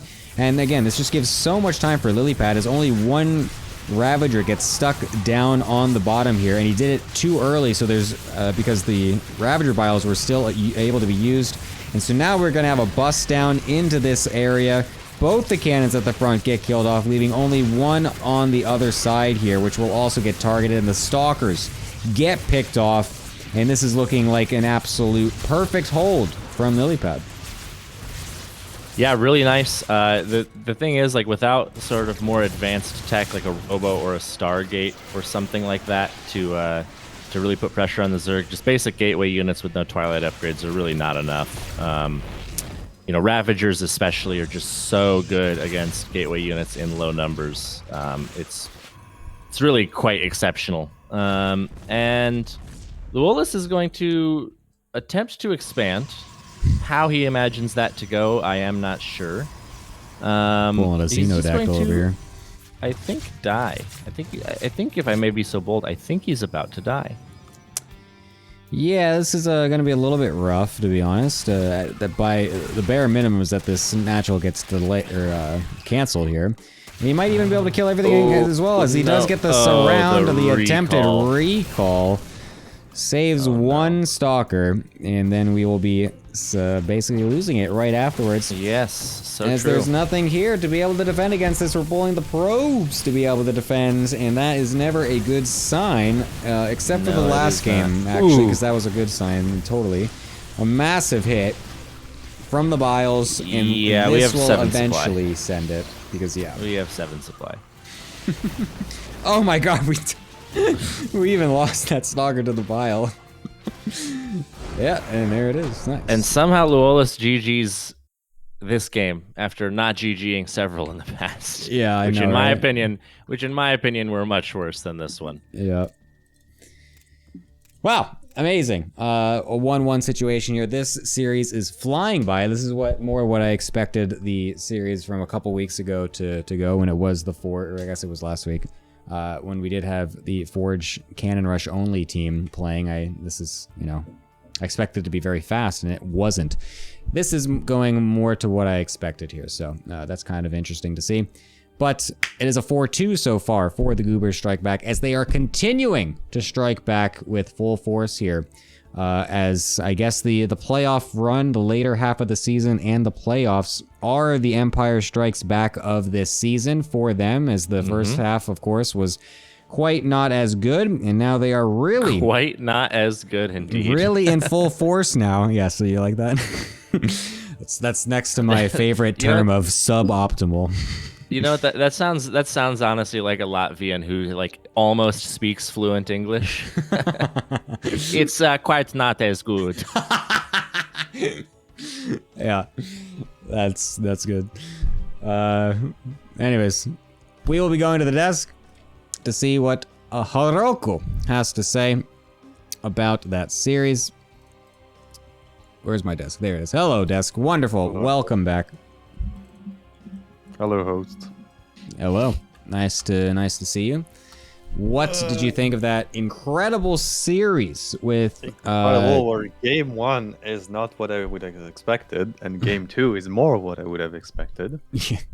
A Cannon Rush that looks like it's supposed to work, but the other player is going proxy hatch, because that's the most macro defensive things they know how to do against Cannon Rush. And then, somehow more cope than game 1. Actually incredible. We had to wait until the opponent had 8 times our supply to leave. Yeah, that was that was a bit unfortunate. But Yeah. Well, the game one build was kind of chaotic.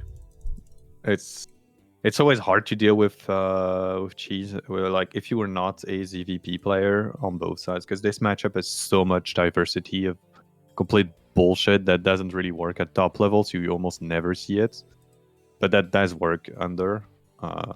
It's very confusing if you're off racing, and it can be very dangerous. So yeah, I don't super blame Lolis for like derping, and especially the game 2. But yeah, kind of chaotic games in general. Not much else to say. yeah, I think when shit hits the fan in a situation where you're also off racing as Luolis, in a weird situation of going cannons as well, a cheesy situation, it is very difficult to think on the fly and to know exactly what you have to do. So, unfortunately, just things not really working out for him as it did get a little bit too chaotic. But it is what it is. So we're going to be going into the next match, which is, I think, the highlight of this series, which is Pool 3 again with Aluton versus Magnath. The Pool 3 match. I am so excited to see this one. It's going to be very, very fun. Magnath, of course, the resident Pool 3 player, and going against Aluton here, who will be the potential unfortunate victim of his shenanigans here. What are we expecting in this PvP? Well, we all know how Magnath plays. The absolute lamest playstyle ever, and you know how that it is because that's how I play in PvP. And against Aluton, who is probably one of the biggest memer in this league, especially in the chats. I don't know about in-game. But he's been practicing. I think the funniest session I've ever been in voice chat in ATP was him learning to counter rush with Buanan and just failing miserably. Like being like, oh, I'm going to be in the counter rush team, so hype, let's learn to counter rush. And just failing a ladder, like losing like 100 points within one night. It was so funny. Good God. Jesus Christ. Yeah. The best part is the next day I log into Discord and I see him is still in voice chat, like trying it. Yeah, see, he'll say he dropped 400 MMR trying to counter rush on ladder. Oh my God. Truly counter rush is the easiest cheese. Reddit was so right. I mean, to be fair, I also I actually relate to this because this exact same thing would happen to me if we tried to do it, because I am also god awful at cannon rushes and have always been. And yeah, no, it's really very funny. peculiar. Mm-hmm. It's really playing a different game. Like yeah, no, it's literally tried a little bit, and it's just so different. Like you get a lot of free win against people who just don't want to play, but versus everybody else, you run into those like completely, really extremely weird situation that you've never seen. Yeah, and unless you know exactly what you're doing, you can die at any moment. Yeah, it's just not what you're used to if you're just a normal macro player. Like if you like playing cheese that aggressive and that hardcore is, like you said, it's just a totally different game. So it feels totally different. And unless you just get the win immediately with the build and someone just losing hope and just saying, oh fuck it, I don't want to play versus this, then yeah, you're gonna have to actually think on the fly and figure it out. So it's very awkward. Are we gonna see Aluton do it again this series though? I don't think so. You're against Magnath. He actually does cannon rush. So I don't expect Aluton to go for it. Although I believe they've played in very early in the season, and we had one of the funniest game of the entire season because you just didn't realize Magnath left. No, that was Cobble. Was kind of not dead. Oh no, he was Cobble. Or sorry, Cognite. This was Cognite, right? This was Cognite Magnath, right? Cognite Magnath. Okay, no, it was the one where Magnath was can rushing Cognite, and we just were so assuming that Magnath died. Yeah. And then he didn't, and he actually won. Cognite leaving. Yeah, it was Cognite leaving, and I thought it was Cognite winning. Yeah. Okay, so we have a non-zero potential for Cannon Rush versus Cannon Rush, which is very hype. Yeah, I agree. and would be better than Magnav going 1-gate Mass Phoenix. Oh, absolutely. Yes. I want it to be cannon versus cannon. That would be the most amazing thing ever. Cannon versus cannon would be funny. And if not, I'm gonna assume Magnav is just gonna play 1-gates into Stargate and then see Aluta not going Phoenix and just play ground, like just playing stuff, I guess. But I don't remember how Aluton played when he did versus Magnav. So yeah, I'm gonna just assume it's gonna be some cringe 1-gate stuff from Magnav. Although non-zero potential for cannon versus cannon is kind of cool. I agree. Do you think it's gonna be 1-1 or 2-0? I don't know. I'm gonna give it the edge to Aluton. I've been wrong for every single prediction, so yeah.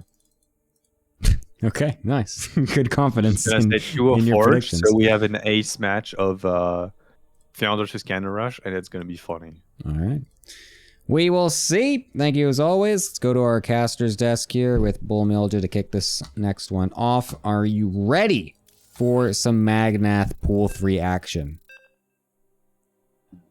There's not many times where I regret waking up early to cast the All Things Protoss Team League.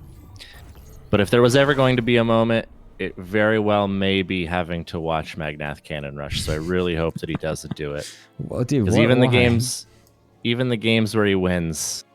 Listen, don't you remember the infamous Magnath Cognite game on Ghost River? Yes, I know. That's what we were just talking about on the desk. Yeah. And okay, well then you should understand my pain more than anyone else. No, that was fun as hell, man. And it made good memes. Well, yeah, but it made good memes because it was so horrific and brain twisting that you actually thought Cognite won the game. I mean, yeah, but it was also because I was, oh my god, he is cannon rushing. But it is also because, well, that was when you were here, right? You were like next to me, right? Yeah. Yeah, so I mean, that's also the other thing where I'm like, looking not at you. I'm like, or not at the game. I'm like talking to you. So I'm like half paying attention as well. It's like really funny.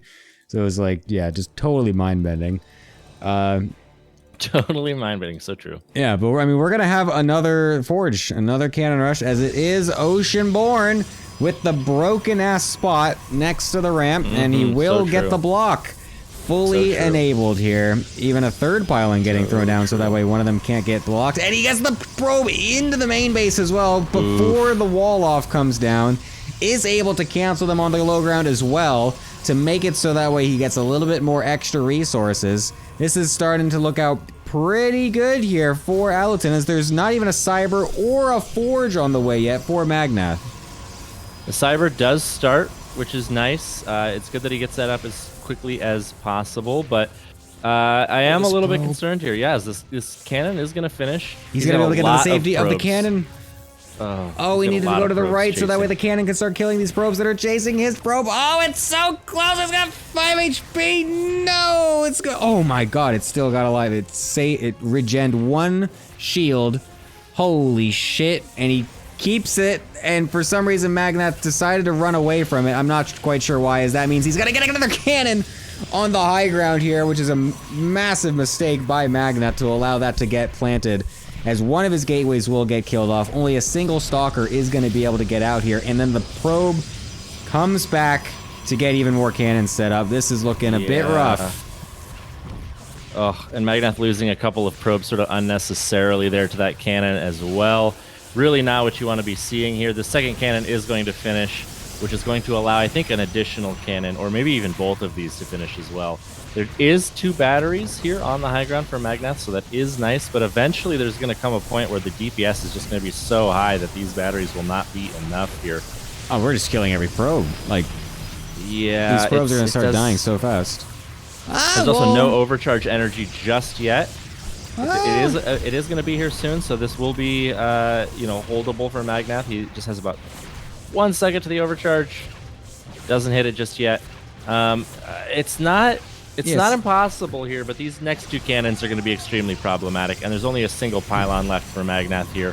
I think this game is over. Yeah, this was looking for a second like it could actually swing towards Magnath, if he could have gonna lose this battery. Yeah, if he could have actually focused down these 2 morphing cannons while that was happening, it could have actually gone okay for him, but letting those stay up is going to make it really difficult for him now because, yeah, there is only a single pylon. We need to be focusing that pylon from Luton, I feel like, but we will be getting another one up here, so luckily this will stay alive for now, but I mean, what are they staying up for, honestly? It's just these 2 stalkers that can't even get in range to attack anything because there's so many cannons alive. Yeah, it's Jover, the single G. Allerton wins in 4 minutes and 3 seconds on Oceanborn. Oh my goodness. Oh boy. Spicy as ever. As the Rebels. Once again, Luke is able to mind trick, or Jedi mind trick his opponent here and get a nice little win. Mm-hmm. Yeah, this is very similar. This is very similar to his fight against Jabba in his palace, where he used the Jedi mind trick on him and said, "All right, now punch yourself in the face." And we just watched Jabba punch himself in the face, uninterrupted in a single continuous shot for say it with me, chat. 117 seconds consecutively before the end of the movie. So that's. It just felt like Magnath punching himself in the face over and over. We'll see if it's going to be another cannon rush. It's Dynasty. This even is if it's not a cannon rush, even if it's not a cannon rush, it will be something spicy as hell. Because this map, of course, is very strange. It's not one that we see all the time. It's even one that we moved out of the whatchamacallit? Like, we didn't just have it as one of the predetermined maps. We just said, no, fuck it. If they want to choose it, they can, but we're not going to force them to play on these shitty-ass maps anymore. So, yeah, it's not on the one that we usually see. We'll see if Aluton's got anything special here for this map, as he did send a pretty early probe. Is it going to be an unbeatable build? Oh my god, Aluton. Now, it's worth noting that I actually think Unbeatable Build is weaker on this map than most maps because of the pocket gold. Yeah. Just because it allows you to transition from the defense of the 2-gate forge to playing macro so much easier and faster. But sometimes it's the fact that it's worse on a map that makes it even better, because your opponent thinks only a psychopath would attempt this. And boy, oh boy, are we dealing with a psychopath. Well, he's got to put the first pylon up on the high ground here, which is interesting. And Magnet's going to run away from it. Okay. So because now he thinks it's an actual cannon rush, right? Which it technically is, but it is a 2-gate forge opener. And since that pylon is in a position like this, it denies Magnath from being able to wall off. So even though he's getting the forge response, that's only really good if you can get a full wall off here. And he's going for a cyber as well. He's trying to do everything. This is, oh my god, is it actually a wall? Okay, he walls through with all of these buildings, but this is so many resources to get. I actually can't tell if this is good or not. I think this is okay for Magnath. Well, it's hard to say at this point. He does get the cannon up, which is nice. Well, he can just put 2 zealots on the one zealot on the low ground. Yeah. Or and Magnath is okay. So he does settle for canceling the cannon, which is nice. But it's just going to get up again. Although Allerton does actually lose the probe. Yeah, now this cannon will get up because the zealot will die. I think this is fine for Magnath still. Yeah, I honestly do think this is still fine. Yeah, zealots might get in actually. This is slightly problematic. Those zealots should not be chasing. Oh wait, is he just gonna? Well, no, with 2 cannons, you just can't right-click these. Yeah, I feel like that's a big mistake. I think he just should have just gone for the probe line immediately and just try to disrupt as much as possible. I agree. 3 zealots in the mineral line is like so incredibly strong. Yeah. You just can't get any mining done. Now that the adept is out, that is a significantly weaker move. The cannon on the low ground is not powered. We're getting some decent probe damage here, but this adept is just eventually going to clean this up. On the backside, Allerton does have both of his gases here and is attempting to transition, but Magnath has a couple probes across the map also that could be used for some shenanigans. So We'll see here, but yeah, there's just no way for Allerton to get any more damage in the main base of Magnath, so he's unfortunately going to have to rely on the transition, whatever that may be. Yeah, I think a couple things went wrong here for Allerton. First, obviously, the fact that he took so long to start making cannons was the biggest problem here. He had that first pylon up for oh, Magnath's just lost a probe on the other side of the map. It's always funny. Oh my god, is he gonna lose another one? Oh my god, he lost both of his what is he looking at? There's nothing happening in this game. What? We lost both probes. Okay, well, there's an adept. Oh my god, he almost let it get almost surrounded. Got the citizen's arrest. Almost got that citizen's arrest. Yeah, that was nearly a moment. That was nearly a moment.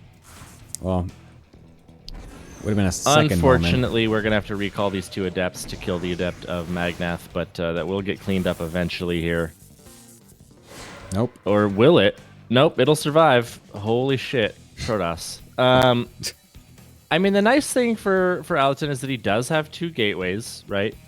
He does have Warp Gate, which is about on time with that of his opponent.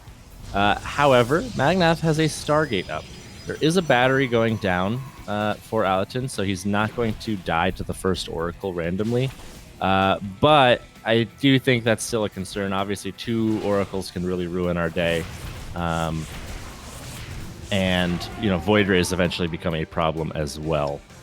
Magnath will block the gold with a pylon, forcing the expansion to be made on the low ground at Allerton's base. So if we cannot take a significant amount of damage from this Oracle, and we can secure this expansion, then things are looking okay for Allerton. But the next, I would say, 60 to 90 seconds are going to be crucial.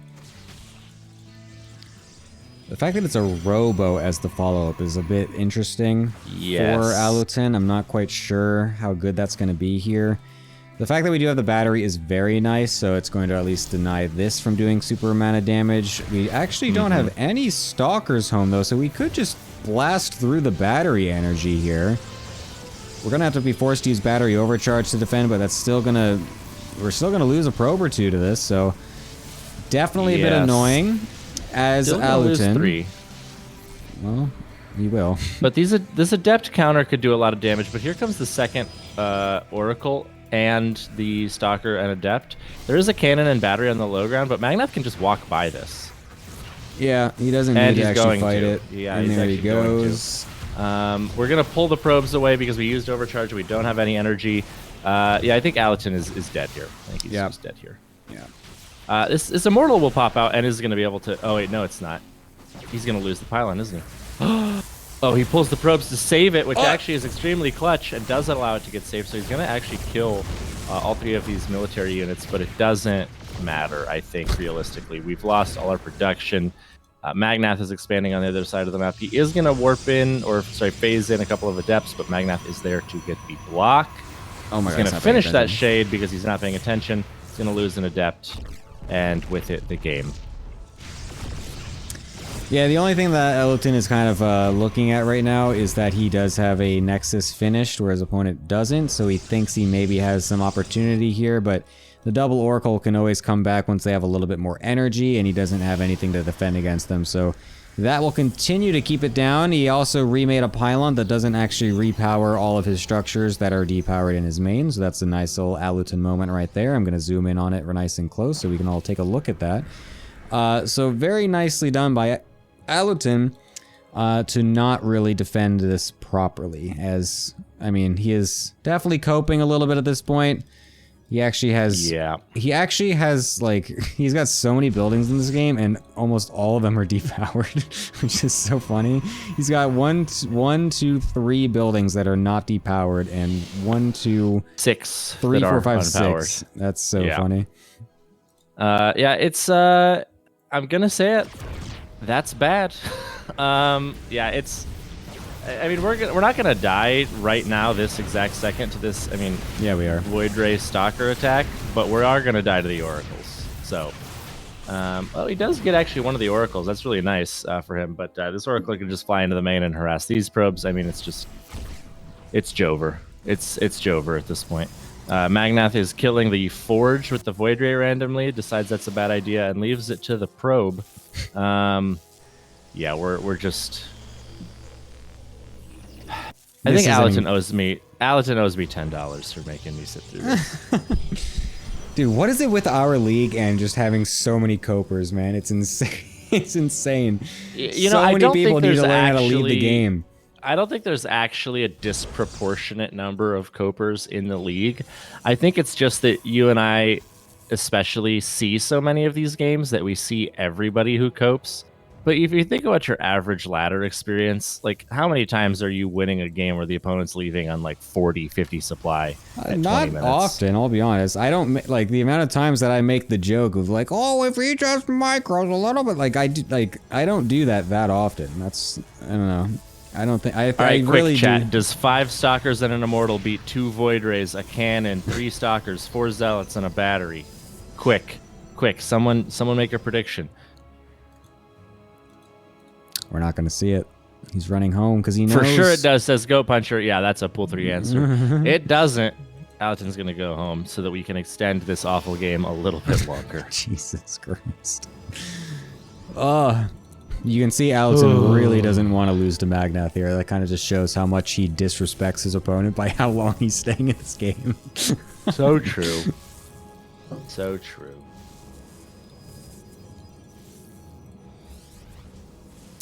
So what do we think about Magnath getting +1 weapons? That's pretty based, huh? Yeah, no, it's a very good addition to his overall composition here. He does have many ground units to get a benefit from that. So true. Yeah, well, we'll see how much of a benefit it serves here as he does find his way across the map, as there are literally less than 10 units that can attack out of Aluton here. Yeah. So true.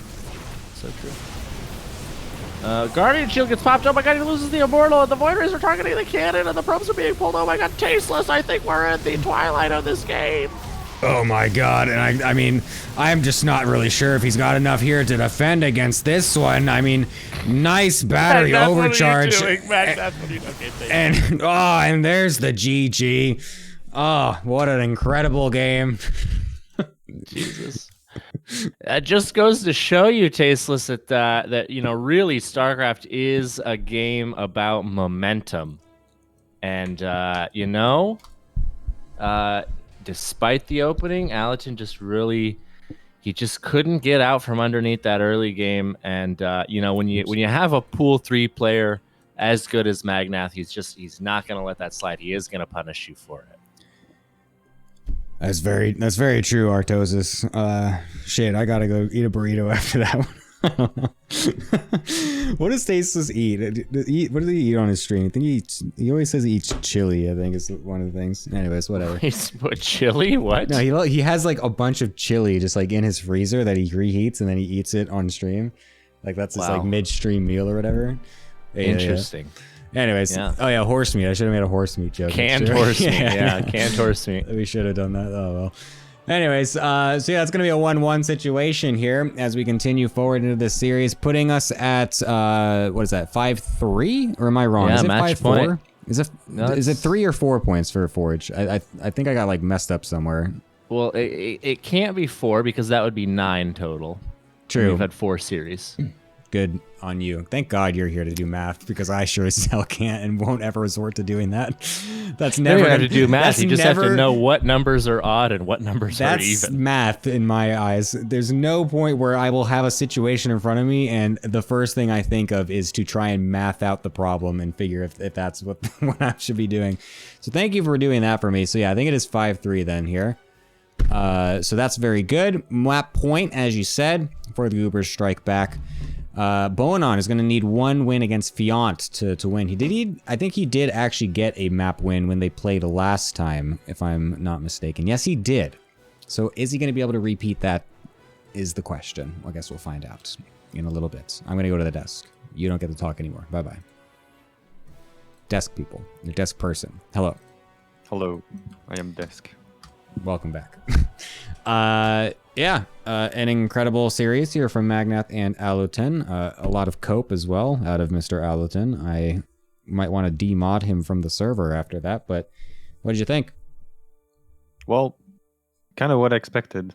Cannon Rush and Magnaf is kind of bad on the first defense. I guess he got caught kind of by surprise, and the map is really, really good for Cannon Rush, so can't blame him too much for that first loss. Second one, I kind of like Luton's first pylon, but I feel like you want to cancel it and like keep putting it down and canceling it. So I don't think so. No, like I think it's always that's a open or massive something? waste of minerals. It actually No, wouldn't it's work just out that way. it's just a waste. You just don't do anything. Yeah, no, it's better to leave it, stay it alive, because you're going to cannon rush anyways. The problem is that he didn't actually have his probe near the pylon to actually cannon rush it right when it finished. He was getting chased by a bunch of probes, and he took it forever to bring it back. So that allowed then the Zealot from Magnath to, even though it died, it still got a cancel, which just gave him just barely enough time to get the full wall off set up and everything. So that was the bigger mistake there. And then also, I think, just not sending the Zealots straight to the mineral line, because he was already transitioning as well, Aluton, knowing that he wasn't going to be able to get the rest of the cannons up and that the wall was set up and that they had the transition for the Adepts.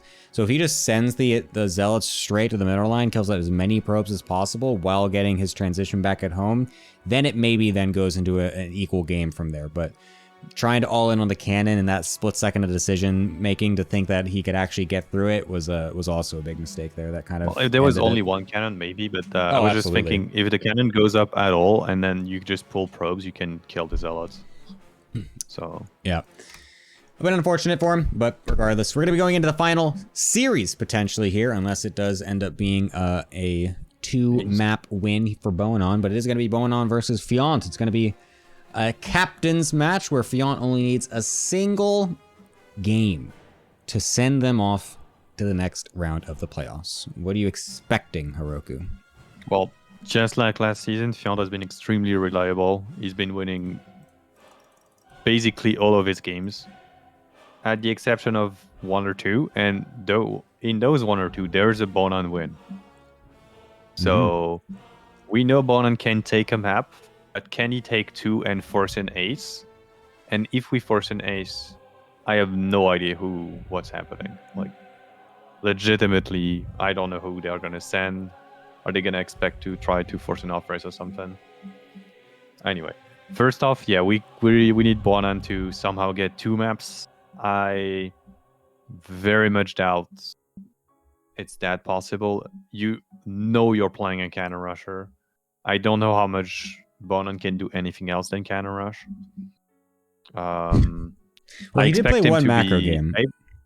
I do expect him to be able to, although, because we are at a level where you should at least be able to somewhat do other stuff. And the thing is, Fiant is much higher than him, I think. It's like a couple hundred MMR above. Although at this level, I say again, it doesn't really mean that much to be like 300, 400 MMR above, because everybody plays everybody. So yeah, I think Fiant is confident. He needs only 1 map. He has to go in. He has the advantage in the mindset. He can let the first map go if it's a bad map for him and then play on his comfort pick, or just going with a plan and be able to hard counter whatever Bonon's going to pull out of. Yeah, I'm curious if he's going to be able to do it. I mean, he was able to get 1 map before, which in the other match is good, but I mean, he needs 2 to be able to send this one home, and doing that against Fiant, which is perhaps one of the best captains we have in the league, as he definitely is the most active as well of the highest levels, highest level ones. I mean, definitely, him, Iba, and Spacey are the 3, but Spacey is not as active as Iba and Fiant. So Fiant, I think, overall is probably the best captain here. So getting 2 against him when you're playing a style that he knows exactly what you're doing, it's going to be quite difficult, I think. So we'll see if he's able to do it. Thank you, Heroku, for your thoughts. We're going to send it over to our desk. It is Bull Milja. Hello, yet again. Hello.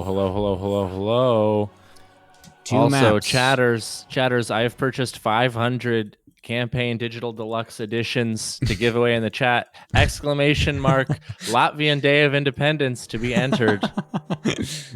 Big news. Big When? news. Esports is saved. Bull has spent $1 kajillion giving money to Microsoft for this opportunity because I love you gamers.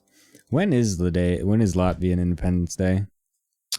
The Latvian Day of Independence is typically recognized as the 18th of November because that is the day that it was declared, I believe. Very nice. They earned Can you accept the independence lobby, by the way? from Germany and Russia.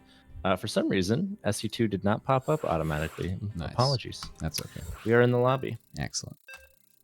As much as I love hearing about Latvians' independence, I do want to make sure we can continue this game.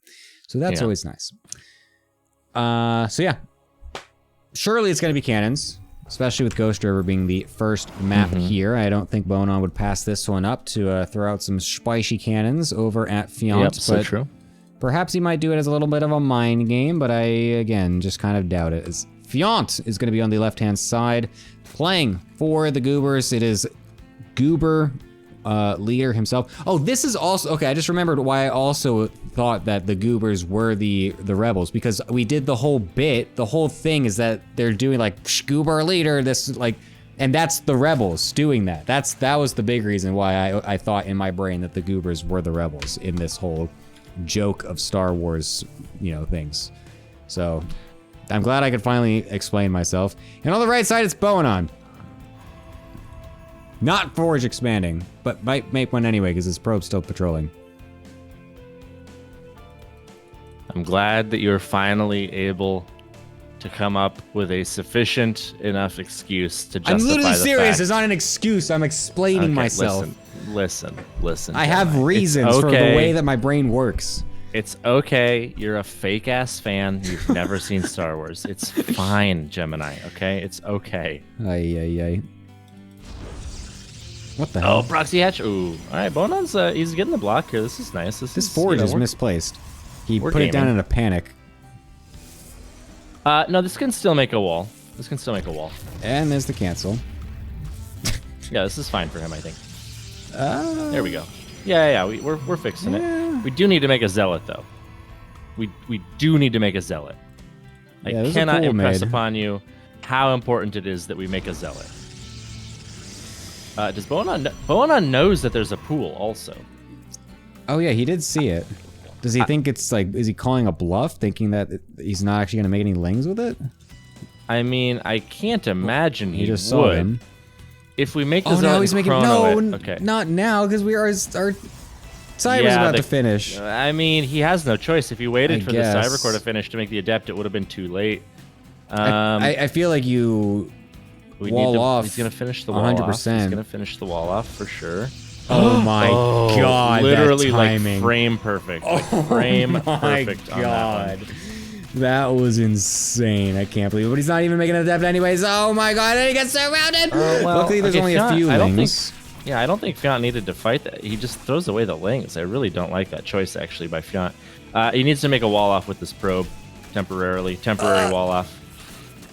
Instead, chooses to just let the lings... I think it's always worth it just to make a pylon really quickly, right? Yeah. Like, it costs 25 minerals because you're going to cancel it, but you save the probe. Like, I mean, the other thing that we could have done here is we just wall off completely instead of make the Zealot. You wall off on the right, make a pylon temporary in the gap, and just chrono the Adept. Yeah. And then you cancel the pylon, and then you're good. You can do that too. You can do that for sure. The Adept is going to go across, which means that the Lings are going to poke back in, and actually they're going to get in before the Stalker finishes, actually. So that's going to allow him to get a full scout if he wants and just be annoying in the main base as well. The Adept is going to shade up into the main. He's going to get the scout that he pulled off of gas, which is important to know. He's not going to get any drones, it looks like, though, unfortunately. Just going to try to shade out and keep this Adept alive so that it can maybe, live to harass another day. Gonna go check to make sure that the third base is done. Sees the creep spreading, so obviously it is. We're gonna get an Overlord. He does get an Overlord on the other side of the map. That is quite nice, as the timing of that is extremely unfortunate for Fiant, who starts an Overlord at the same time that one dies. So really, actually, quite a significant supply block here. Yeah, of all the things in this chaotic opener for Boanon to get a nice benefit from, that is definitely the biggest so far. Losing some of his probes obviously is not great, as he has lost 3 in total, which you never really want to do in these types of openers as the Protoss, but Going for an Immortal and a Robo Bay behind it as well. A very spicy set of choices here from Boanon. I'm very curious what this ends up being here, as it's usually not that you see an Immortal in these types of situations with these fast Robo Bay openers. Usually it's straight into a Prism with a Disruptor, and you drop it across the map, but Immortal first into Robo Bay and a third base is very there a interesting. world where he goes Colossus? Is there a world where a Colossus straight opener doesn't just die to Mass Roach? It is Colossus. It is Colossus, dude. I am so fucking giga cracked. Holy shit, dude. I mean, there's only honestly, two choices he could have done with that Robo Bay. No, it could have been. I just gotta get the Robo Bay to get Observer speed. No, it could have gone Prism, and then. Why doesn't he need the Robo Bay for a Prism? Okay, anyways. Because you send the Prism across the map, and you're getting some damage with that, and then we need to be very careful to not die here as Boanon. Yeah, I thought maybe this Ling was this Adept rather was going to get killed by the Lings, and he was going to let him in, but listen, Gemini, the fact that I've schooled you repeatedly on Star Wars knowledge and called the build successfully by Boanon doesn't mean that you need to put on the dumb guy voice for me, okay? I get that you're seething with rage. Nah, dude, I said the dumb guy voice. You can't come back from that. You've been annihilated. You need to temper yourself here. I said the dumb guy voice. You can't come back from that. It's impossible. We're going to get a Queen Walk as well out of Fionn. He's just sending it across like it's 2021 right now. And there's going to be... Oh my god, a second Robo coming out as well. We are on one gateway, 1.5 Robo here. This is gonna be a very difficult defense, I think.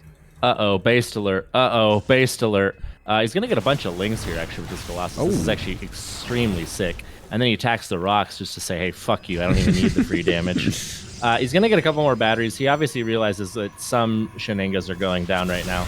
And actually, this is a pretty good position to be able to defend with this super battery. Yeah, that's very true. And the super battery is going to keep this Immortal alive for a really long time. Those Biles are massive, though, unfortunately. But the Colossus do clean up a significant number of the Lings. Unfortunately, it doesn't look like it's going to be enough, I fear. Oh, this Colossus barely gets killed by the Lings on the retreat, and I think this is it. Oh, the one time that we wish that Colossi wouldn't be able to walk over units so it could still block the wall. Unlucky, everything just streams in underneath its long, spindly legs, getting into the natural, and on top of absolutely everything. Fiant is Darth Vader in this scenario here, completely shutting down Boanon in this game. Will be sending the Goobers over into the next round of the playoffs. It's absolutely insane that they have actually made it this far, despite being last in the group at one point in the regular season. Beyond, I mean, Boanon is... I don't fault him for coping at this point, because this is still, possibly a situation. He's got his third base still up and mining even, but half of his production is depowered and unable to build anything. Another overcharged battery does get thrown down, which is going to keep this Immortal alive for much longer than you'd ever think, but the units count is just too high. Boanon types GG as Fiant, Goober leader, is able to send it home for the Goobers. It's hard to see May the Forge be with you get eliminated like this, but I'm reminded of the final words of Obi-Wan Kenobi as he lays dying, where he said, "God damn it, fucking Zerg, this shit is so OP." That's exactly what he said. Yeah. And I think, it's those words really just ring true right now for me personally. I'm trying to think of a joke to make with that whole line, like, when I left you, you were but the, surely we can make some kind of joke about like when I left you, I was but the learner, and then like something, I don't know, whatever. Fucking, I'm stupid. I can't make jokes today. All right, moving on. My brain is just short-circuiting. It's okay. Wow, Gemini, nice. Thank you.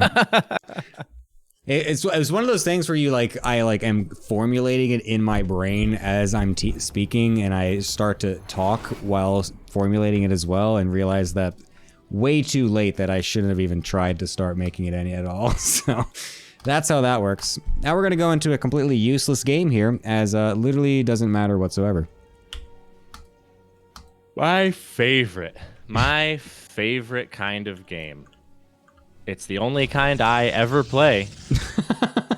A game that just doesn't matter.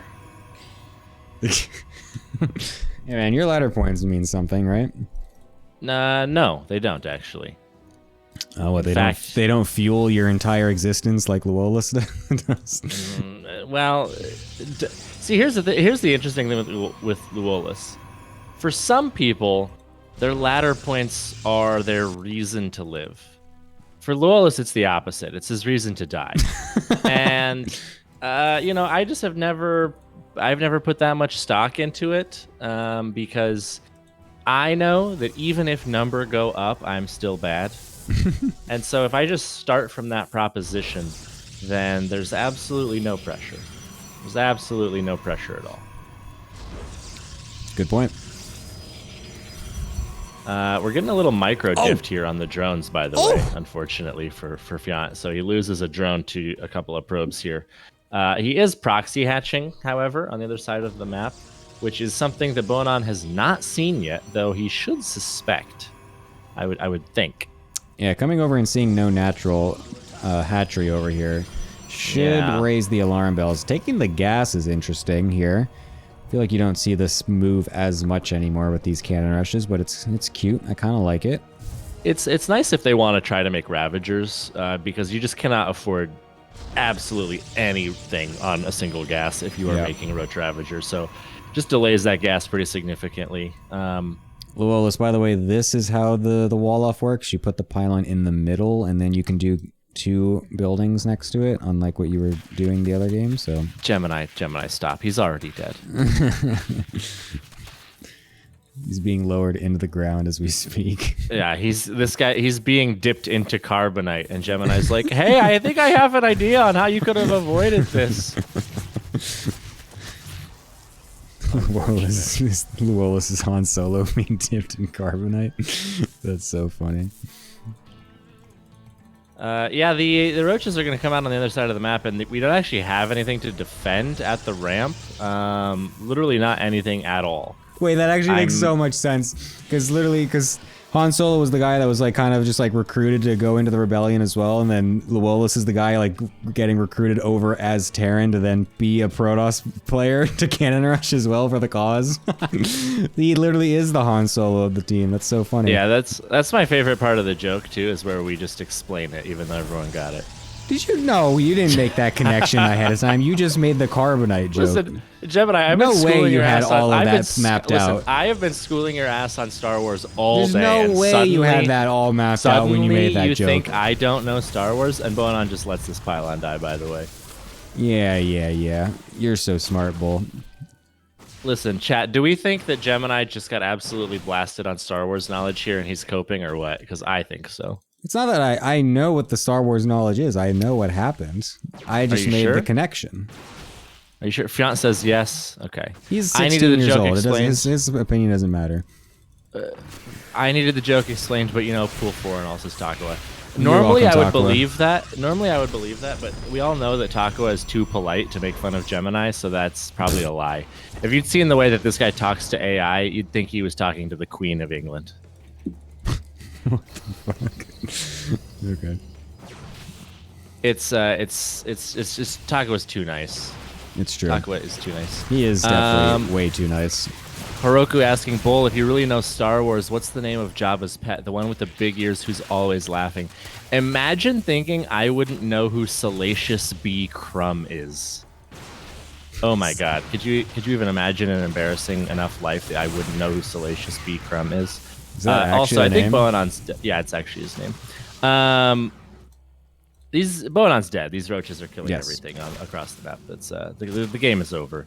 Mm-hmm. So finally, we can talk about Salacious B. Crumb, something I've been wanting to do for 8 weeks now, and I've never had the opening for.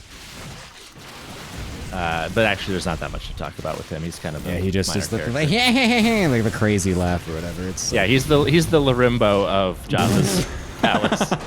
As Fiant wins the game and cements the victory for the Goobers. wow, riveting stuff here. Riveting stuff.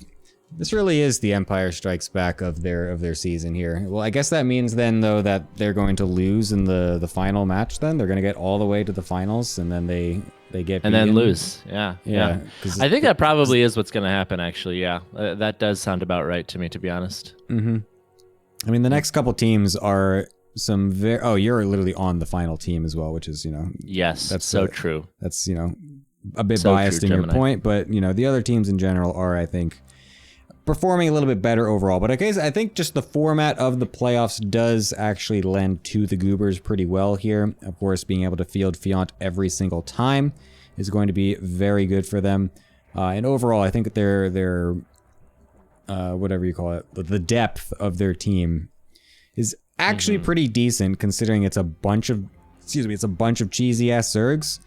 So, it is allow Fiant to just kind of coach the fuck out of them with some really easy games. So, perhaps they could still go fully the whole way and won't actually reenact the Return of the Jedi in the final part of the season. Who knows? It's possible. Who knows? It's possible. It is possible. Yeah, I don't know. It's going to be interesting to see. I do think that this is a team that actually does have the potential to make a deep run through the rest of the playoffs. But I think when you look at the next matchup against Supply Block Heroes, Eba obviously is going to be a tough opponent, but doable for Fiant. Daniela is very strong, I think, in the pool 1 spot, as well as New Horizons. Xenodactyl with cannon rushing, always kind of a little bit of a wild card. Anything could happen there. And character's a random player. So win or lose against character, you're going to suffer psychologically. It's obviously a little bit different because he tells race. But realistically, just knowing that you are playing against another human being who thinks it's acceptable to even hit the random button in the lobby, I think just does something to your mental. I agree with that. Definitely agree with that. Well, thank you, Bull, for joining me here for this cast. It's been an absolute blast having you here. Do you have any final parting words for the stream today? I just want to say any day where I can discuss Salacious B. Crumb, the Kowakian monkey lizard that lives in Jabba's palace, is a good day. And any day that I can cast the ATL is a good day. So to combine those two things together in a single moment, it sparks joy, as they say. I'm excited to see the next round of the playoffs tomorrow as well. And yeah, that's going to be it. Thanks for watching, guys. Absolutely wonderful. Thank you, Bull. We'll see you later. I always expect them to say goodbye when I do that, but they don't. Anyways, back to the desk with Heroku. Hello. Welcome back. It's a very good result if you're a fan of the Goobers, as they have stricken back yet again. I don't know why I keep saying stricken. That's like not a word. Struck back. I'm an English teacher, by the way. You could ask an English teacher about that. Yes, indeed. What did you think of the series? Overall, I think kind of expected, but we got some very entertaining games. The ending, I mean, Fiant is just one of the powerhouse of this team league. You're playing Bonan. The most dangerous thing that could happen is cannon rush, so he adapted and played his game plan better. So, yeah. Also, honestly, after the first win, I don't expect Bonan to give it his all to just, I don't know, make a map score slightly better. No, I mean, it's at this. Usually in the regular season, the map score means something, but at this point, yeah, it's here literally it doesn't mean meaningless, anything. So it's it's we can excuse the second game not even existing. Yeah, it's whatever. Yeah, overall good match. I'm happy to see the Goobers are being the gene layer we couldn't be. They've made it out of their group last, and they're 2 out of 5 in the full losers run. Yep, they are doing pretty good for themselves, all things considered. Perhaps they can go all the way. We'll have to see. Thank you, Heroku, for joining me here on the desk. Being someone to actually sign up is very nice of you. Character, if you let me know, like, literally, like, any time sooner than when you did, I would have had you join up, but I didn't feel like re-editing my picture here mid-cast, as it's annoying to do that. So, yeah, I don't know. People sign up for the desk in the future for tomorrow, please, so that way we can have more interesting stuff happen. So, yeah, that'd be cool. But thank you, Heroku. Any final closing words? A couple things. First, I'm sorry I've doubted Bull as a Star Wars fan. If you know Celsius Scrum, the guy who literally nobody says his name and he's only in the credits. Yeah, you know way too much. So that makes two of us. And second thing, yeah, thank you for having me as always. This league is amazing. Looking forward to the rest. And good luck to the Goobers. I believe in you guys. Excellent. Thank you so much, and I'll see you later. Bye-bye. Bye-bye. Nice. They said goodbye, so it doesn't feel so awkward. Excellent. All right, that's going to be that for today's edition of the ATL. I hope you guys enjoyed. I know that there's another tournament happening, but that won't be happening next week for the finals, so that'll be a little bit better at least. But regardless, we're going to be sending it off here, as of course I do also want to watch that tournament. So, yeah, I will see you guys later, and I hope you have a beautiful day and all that good stuff. Bye.